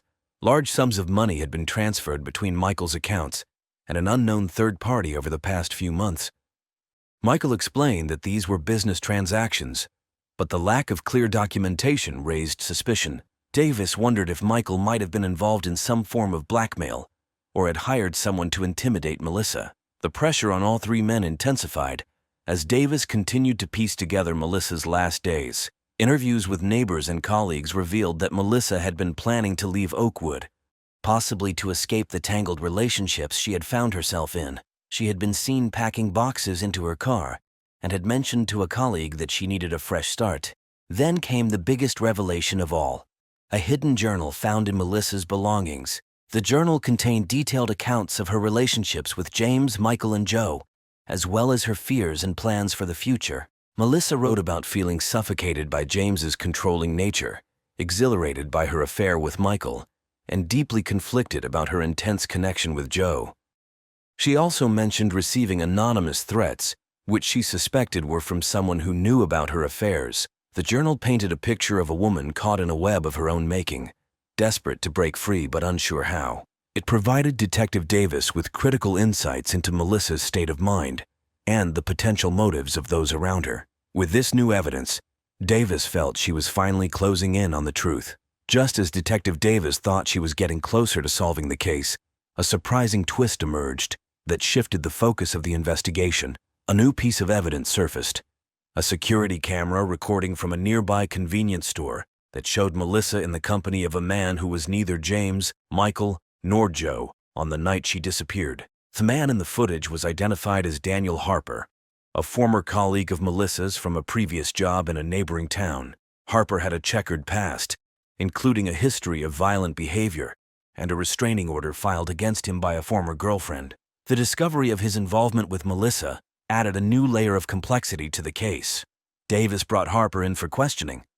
Harper, a wiry man with a nervous energy, initially denied having seen Melissa recently. However, when confronted with the video evidence, he changed his story. He admitted to meeting Melissa that night, but claimed they had only talked. According to Harper, Melissa had reached out to him because she felt threatened and needed someone to confide in.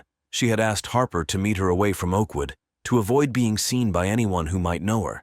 Harper's account seemed plausible, but Davis was wary. Harper had a motive: his unrequited feelings for Melissa and his jealousy over her relationships with other men. His past behavior suggested he could be capable of violence, especially if he felt rejected or betrayed. Davis decided to dig deeper into Harper's background and his interactions with Melissa. Meanwhile, forensic analysis of Harper's car revealed traces of the same sedative found in Melissa's vehicle. This new evidence linked Harper directly to the scene of the crime, making him a prime suspect. Harper's story began to unravel under the weight of mounting evidence. He confessed that he had given Melissa the sedative, but insisted it was for her own protection, claiming she had asked for it to calm her nerves. Detective Davis knew that Harper's involvement complicated the narrative, but she also suspected there was more to the story. Harper's account of events didn't entirely align with the evidence. Davis hypothesized that Harper might have been manipulated by someone else, possibly Michael or Joe, to carry out the crime. The idea of a larger conspiracy began to take shape. As Davis continued to press Harper for details, he revealed a startling detail. He had been receiving anonymous payments over the past few months, just like Michael. Harper claimed he didn't know who was behind the payments, but admitted they were meant to ensure his silence about his meetings with Melissa. This revelation pointed to a coordinated effort to keep Melissa's secrets hidden. Davis realized that the investigation had taken a dark turn, one that involved not just a crime of passion, but a calculated plan to silence Melissa permanently. The pieces of the puzzle were finally starting to fit together, and Davis was determined to uncover the mastermind behind the plot. The investigation took a sinister turn as Detective Davis unraveled the web of deception surrounding Melissa's death. The revelation of anonymous payments and Harper's involvement hinted at a larger, more nefarious plot. Davis now had to consider the possibility that Melissa's death was not just a crime of passion, but a premeditated murder orchestrated by someone with a hidden agenda. Davis's team focused on tracing the source of the payments. Financial records showed a series of transactions funneled through a shell company, eventually leading to an offshore account. The intricate financial trail suggested a high level of planning and resourcefulness, characteristics not typically associated with crimes of passion. This new lead pointed towards someone with significant financial acumen and the means to cover their tracks, potentially Michael Reynolds, given his business background. Davis revisited Michael, armed with the new evidence. Under intense questioning, Michael's confident facade began to crack. He admitted to transferring money to Harper, but insisted it was to help Melissa, not harm her. He claimed Melissa had confided in him about her fears and asked him to arrange for protection, but he had no idea Harper would misuse the funds. Davis was not convinced by Michael's explanation. She suspected that Michael, feeling cornered by Melissa's indecision and the threat of their affair being exposed, had orchestrated a plan to remove her from the equation.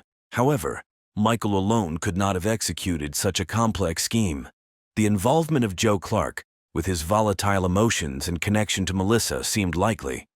Confronting Joe, Davis presented the evidence of the sedative and the financial transactions. Joe, already unstable, broke down under the pressure. He confessed to being manipulated by Michael, who had convinced him that Melissa was planning to leave both of them and expose their affairs. In a desperate bid to prevent this, Joe agreed to Michael's plan to sedate Melissa and make her disappear.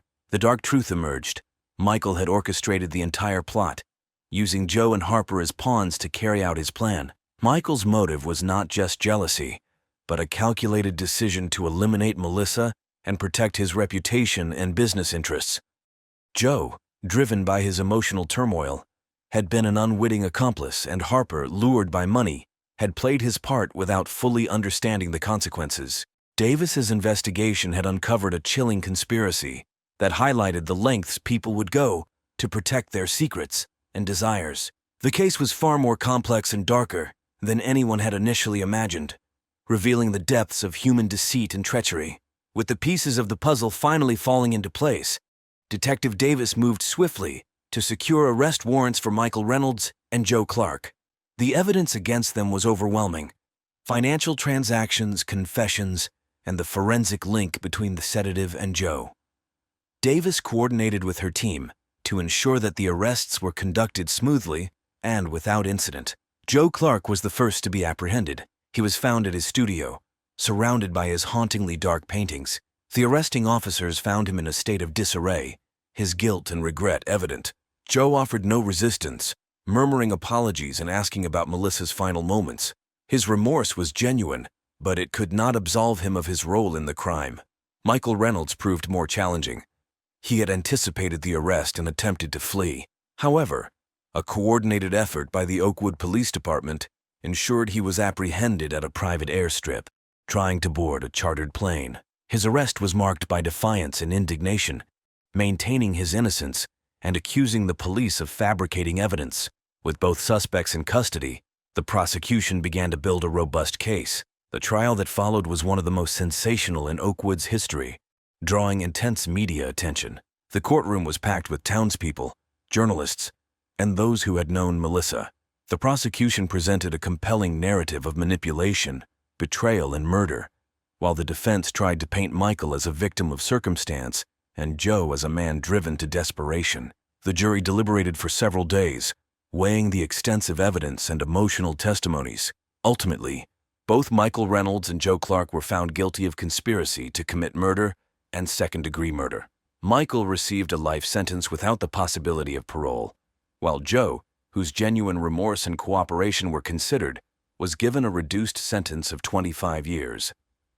Daniel Harper, whose role was more peripheral, was charged with accessory to murder and received a lesser sentence of 10 years. His involvement, though significant, was viewed as being coerced by the primary conspirators. In the end, Oakwood returned to its peaceful existence, but the memory of Melissa Porter and the lessons learned from her case would never be forgotten. Her story remained a testament to the resilience of the human spirit and the enduring quest for truth and justice.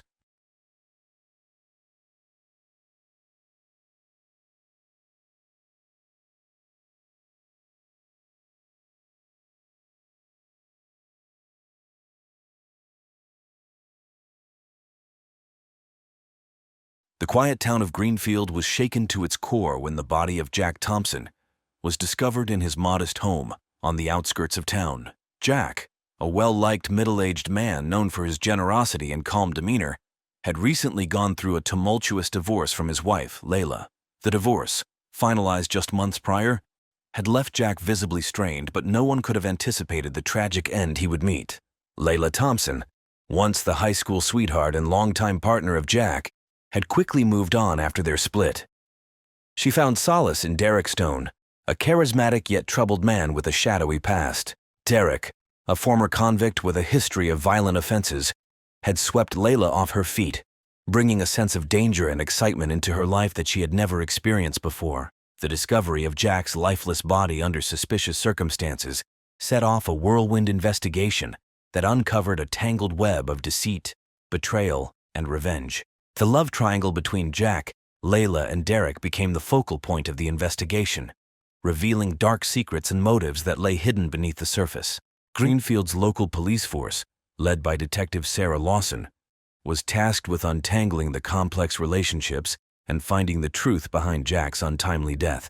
As the investigation progressed, it became clear that this was not just a simple case of a crime of passion, but a meticulously planned act of vengeance. In the weeks that followed, the town would witness shocking revelations and unexpected twists, as the true nature of the relationships between Jack, Layla, and Derek came to light. The line between victim and perpetrator blurred, leaving everyone to wonder who could be trusted and who was hiding the darkest secrets. Jack and Layla Thompson's marriage had once been the epitome of stability and love. They had met in high school, their romance blossoming over the years into a marriage that seemed unbreakable. Jack, a kind-hearted man with a steady job as a schoolteacher, had always been the rock in their relationship. Layla, a nurse at the local hospital, complemented his steadiness with her nurturing and compassionate nature. However, as the years passed, the spark in their relationship began to fade. The stresses of daily life, combined with their inability to have children, placed a strain on their marriage. Layla's desire for excitement and change grew, leading her to seek solace outside their relationship. This quest for something new ultimately led her to Derek Stone. Derek Stone was a man with a troubled past. He had spent several years in prison for armed robbery and assault, but upon his release, he had vowed to turn his life around. His rugged good looks and charm quickly won Layla over, offering her the thrill and unpredictability she craved. Derek's presence in her life provided a stark contrast to the stability she had known with Jack. The affair between Layla and Derek was passionate and intense, leading to the eventual breakdown of her marriage to Jack. The divorce was bitter, with accusations and recriminations flying from both sides. Jack was devastated, unable to comprehend how the woman he had loved for so long could betray him in such a manner. Layla, on the other hand, felt liberated, ready to start a new chapter with Derek. Despite his attempts to move on, Jack found it difficult to let go of the past. He remained deeply in love with Layla, his heart aching at the thought of her with another man. His friends and colleagues noticed the change in him, his once cheerful demeanor replaced by a quiet sadness. Jack's attempts to rekindle his relationship with Layla were met with hostility, further deepening his despair. Derek, meanwhile, harbored his own grudges. He resented Jack for the hold he still seemed to have over Layla, and his violent tendencies began to resurface. Derek's jealousy and possessiveness became more pronounced, leading to frequent arguments with Layla. Despite this, Layla remained committed to Derek, convinced that their love was worth the turmoil. As the months passed, the tension between Jack, Layla, and Derek grew, setting the stage for the tragic events that were about to unfold. The love triangle, fraught with jealousy and resentment, would soon explode in a manner that would shock the entire town of Greenfield and leave a trail of devastation in its wake. The crisp autumn morning was shattered by the piercing scream of Mrs. Henderson, Jack's elderly neighbor, as she discovered his lifeless body sprawled across the living room floor. She had come over to check on Jack after noticing that his mail had piled up over the past few days. Her concern quickly turned to horror as she stumbled upon the gruesome scene. The local police were called immediately, and within minutes, Detective Sarah Lawson and her team arrived at the scene. The sight that greeted them was both disturbing and puzzling. Jack's body lay in a pool of blood, his face contorted in a grimace of pain. There were signs of a violent struggle, with furniture overturned and broken glass scattered across the floor. As the forensic team began their meticulous work, Detective Lawson interviewed Mrs. Henderson. The elderly woman, still visibly shaken, recounted her discovery and her interactions with Jack in the days leading up to his death. She mentioned hearing raised voices coming from Jack's house a few nights before, but she had assumed it was just another argument between him and Layla. Layla and Derek were quickly brought in for questioning. Layla appeared distraught, her eyes red from crying. Derek, on the other hand, was stoic, his expression unreadable. Detective Lawson noted the stark contrast between the two, her instincts telling her that there was more to their story than met the eye. Layla recounted her last interaction with Jack. She claimed that she had not seen him for several days, and that their last conversation had been about finalizing the sale of their former home. Derek corroborated Layla's account, stating that they had spent the night of Jack's death at his apartment, miles away from the crime scene. Despite their alibis, Detective Lawson couldn't shake the feeling that something was off. She ordered a thorough search of Derek's apartment and began to dig deeper into his past. The initial results of the forensic analysis pointed towards a struggle, with Jack having put up a significant fight against his attacker. There were signs of blunt force trauma to his head, suggesting that he had been struck multiple times with a heavy object. The discovery of a bloodied baseball bat in Jack's garage further complicated the investigation. The bat had Jack's fingerprints on it, but there were also smudges that suggested someone else had handled it. Detective Lawson sent the bat to the lab for further analysis, hoping it would provide a crucial lead. The townspeople of Greenfield were abuzz with speculation. Theories ranged from a robbery gone wrong to a crime of passion. Jack's friends and colleagues were interviewed, painting a picture of a man who was deeply troubled but not without enemies. Layla and Derek's tumultuous relationship became a focal point of the investigation, with many suspecting that their involvement went beyond just an affair. Detective Lawson knew that unraveling the truth behind Jack's death would require piecing together the fragmented lives of the people involved. The love triangle between Jack, Layla, and Derek was fraught with complexities, and she was determined to uncover every hidden detail, no matter how dark or disturbing. The investigation into Jack Thompson's murder began in earnest, with Detective Sarah Lawson leading the charge. Her first step was to establish a timeline of events leading up to Jack's death. She and her team interviewed neighbors, friends, and family, piecing together the last known movements of Jack, Layla, and Derek. The neighbors provided a wealth of information. Several had heard loud arguments coming from Jack's house in the days before his death. One neighbor, Mr. Parker, reported seeing a shadowy figure lurking around Jack's property late at night, although he couldn't provide a clear description. Another neighbor, Mrs. Green, mentioned seeing Layla leave Jack's house in a hurry the day before his body was found. Detective Lawson interviewed Layla's colleagues at the hospital, who described her as a dedicated nurse, but noted that she had become increasingly distracted and agitated in recent months. One colleague, Susan, recalled Layla confiding in her about the stress of her divorce and her volatile relationship with Derek. Susan mentioned that Layla had expressed fear for her safety on several occasions, hinting at Derek's violent tendencies. The investigation also delved into Derek's background. Detective Lawson discovered that Derek had a history of violence and had been in and out of prison for various offenses, including assault and armed robbery. She interviewed some of Derek's former associates, who painted a picture of a man prone to explosive outbursts and a deep-seated need for control. One former associate, Mike, mentioned that Derek had often talked about exacting revenge on anyone who wronged him. Despite Derek's troubling past, his alibi for the night of Jack's murder seemed solid. However, Detective Lawson couldn't ignore the mounting evidence that suggested he had a motive for wanting Jack out of the picture. The discovery of Jack's blood on Derek's shoes, found during the search of his apartment, further fueled her suspicions. Layla's inconsistent statements also raised red flags. During her initial interview, she had claimed not to have seen Jack for days. However, Mrs. Green's account contradicted this, placing Layla at Jack's house the day before his death. When confronted with this discrepancy, Layla became defensive, insisting that she had only gone to collect some personal belongings and had left after a brief argument.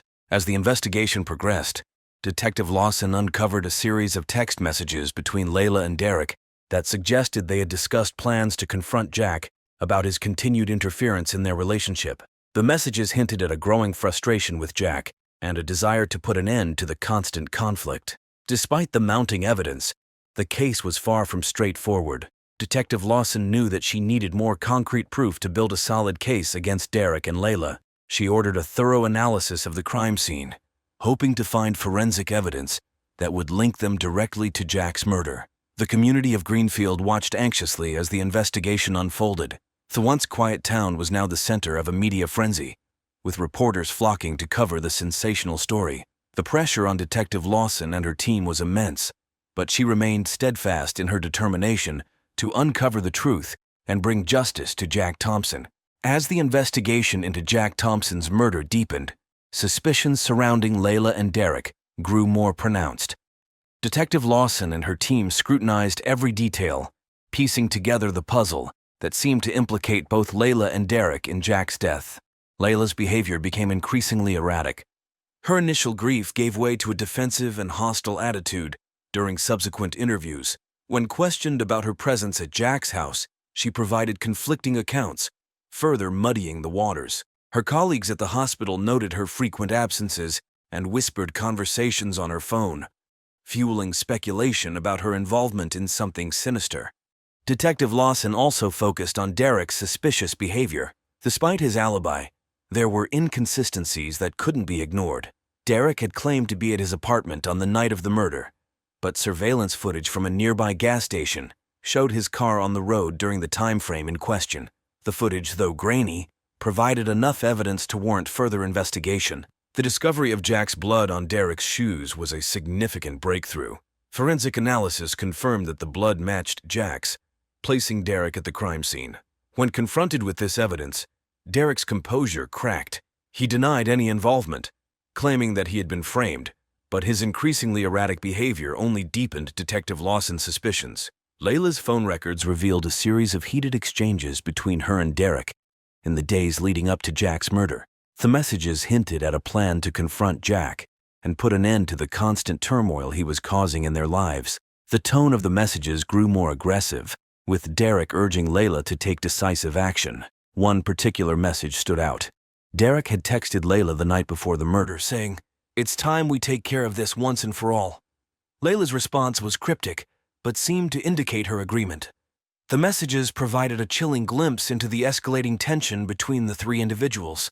Detective Lawson's team also uncovered financial records that revealed Layla had recently taken out a substantial life insurance policy on Jack. The policy, worth a significant amount, named Layla as the sole beneficiary. The timing of the policy raised eyebrows, suggesting a possible financial motive for Jack's murder. As the evidence mounted, Detective Lawson knew she needed a confession to solidify the case. She decided to apply pressure on Layla, hoping to exploit the cracks in her story. During a tense interrogation, Layla finally broke down. She admitted to visiting Jack's house the day before his death, but insisted that she had left before anything happened. She claimed that Derek had become increasingly unhinged, pressuring her to cut all ties with Jack. Detective Lawson also interviewed Derek's former associates again, this time focusing on his violent tendencies and potential motive. Mike, the former associate who had mentioned Derek's penchant for revenge, revealed that Derek had often spoken about wanting to eliminate anyone who threatened his relationship with Layla. Despite the mounting evidence against Derek, the investigation faced a critical juncture. Detective Lawson needed concrete proof to link Derek directly to the crime. She ordered a comprehensive search of Derek's apartment, hoping to uncover the final piece of the puzzle that would bring justice to Jack Thompson. As the investigation into Jack Thompson's murder continued, Detective Sarah Lawson delved deeper into Derek Stone's past.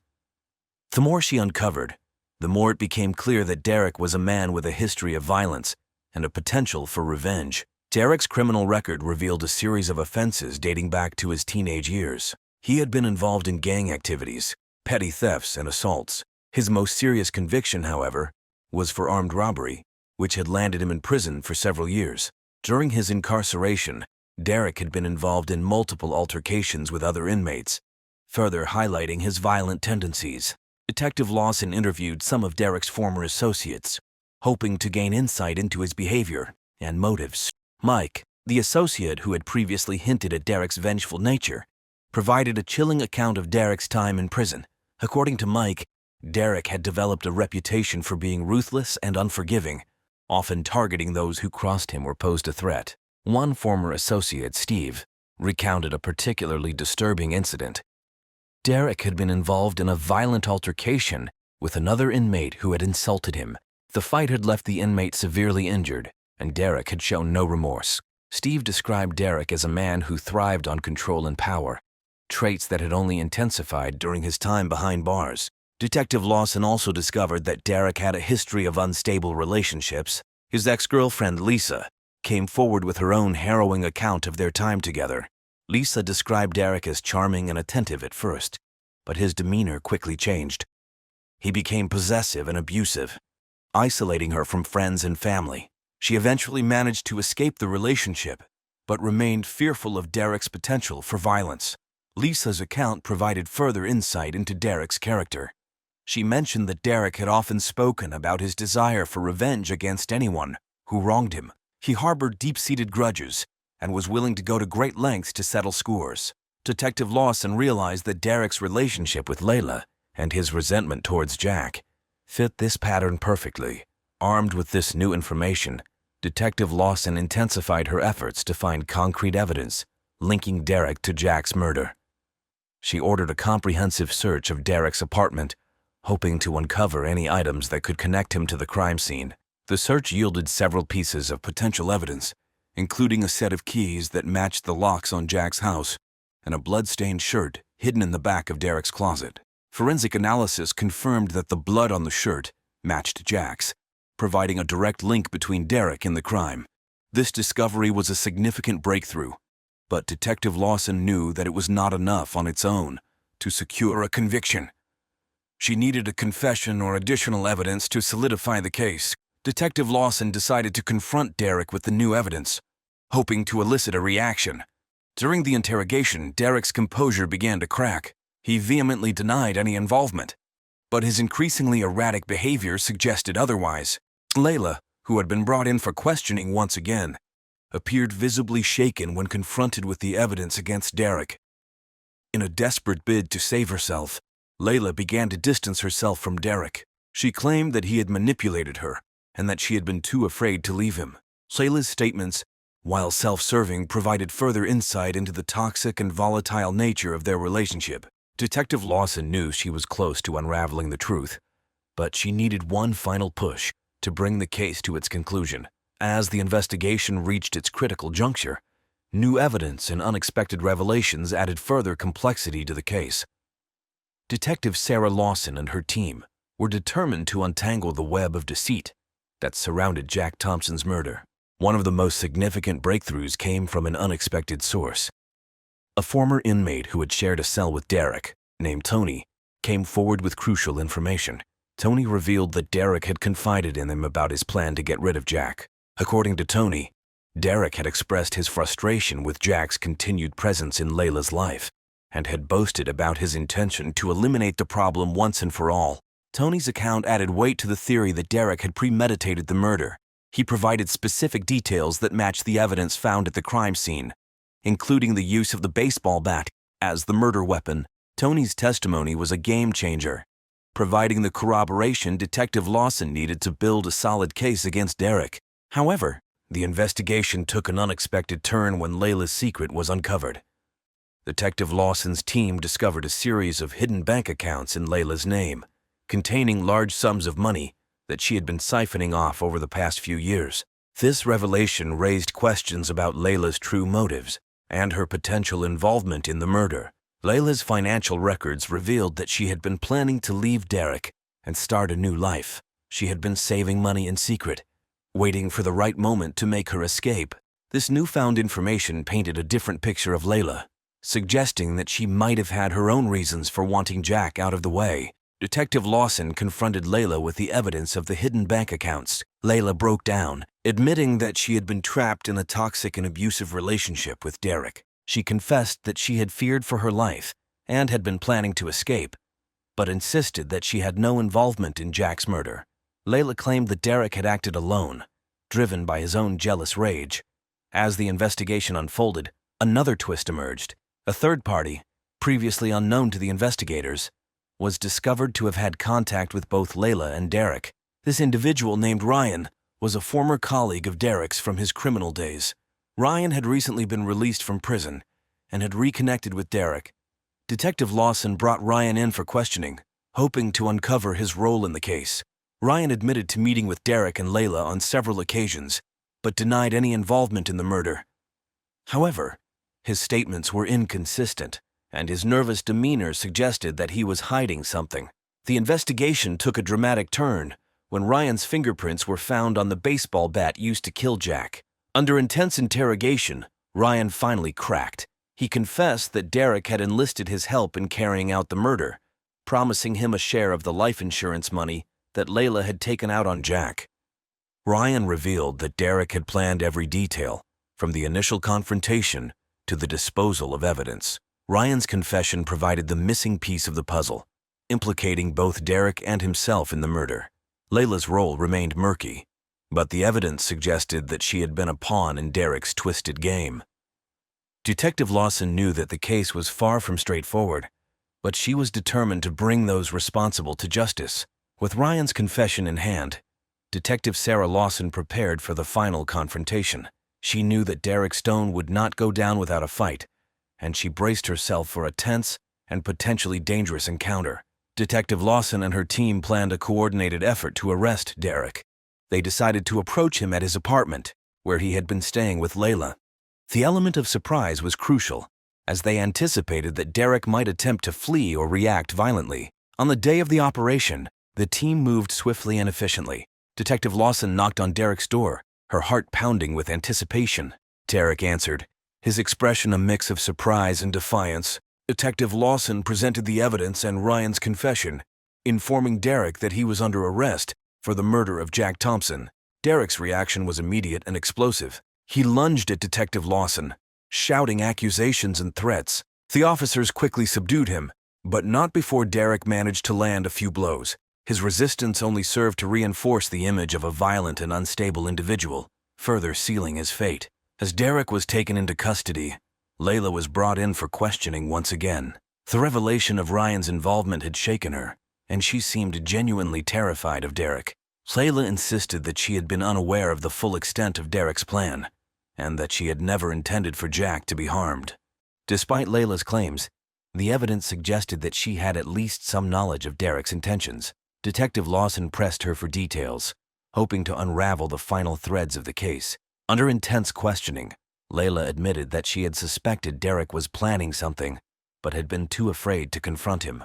The climax of the investigation came when Derek, now facing the reality of his situation, decided to cut a deal. In exchange for a reduced sentence, he agreed to provide a full confession and implicate Layla in the planning of the murder. Derek's confession was chilling, detailing the calculated and cold-blooded manner in which he had orchestrated Jack's death. Derek revealed that he had manipulated Layla into taking out the life insurance policy on Jack, promising her a future free from financial worries. He had then enlisted Ryan's help, using his former associate's desperation and loyalty to carry out the crime. Derek admitted that he had been driven by jealousy and a desire for control, unable to tolerate Jack's continued presence in Layla's life. Layla, confronted with Derek's confession, broke down completely. She admitted to her role in the plan, though she maintained that she had never intended for Jack to be killed. Her fear of Derek and her desire for freedom had clouded her judgment, leading her down a dark and tragic path. With both Derek and Layla in custody, the case against them was solid.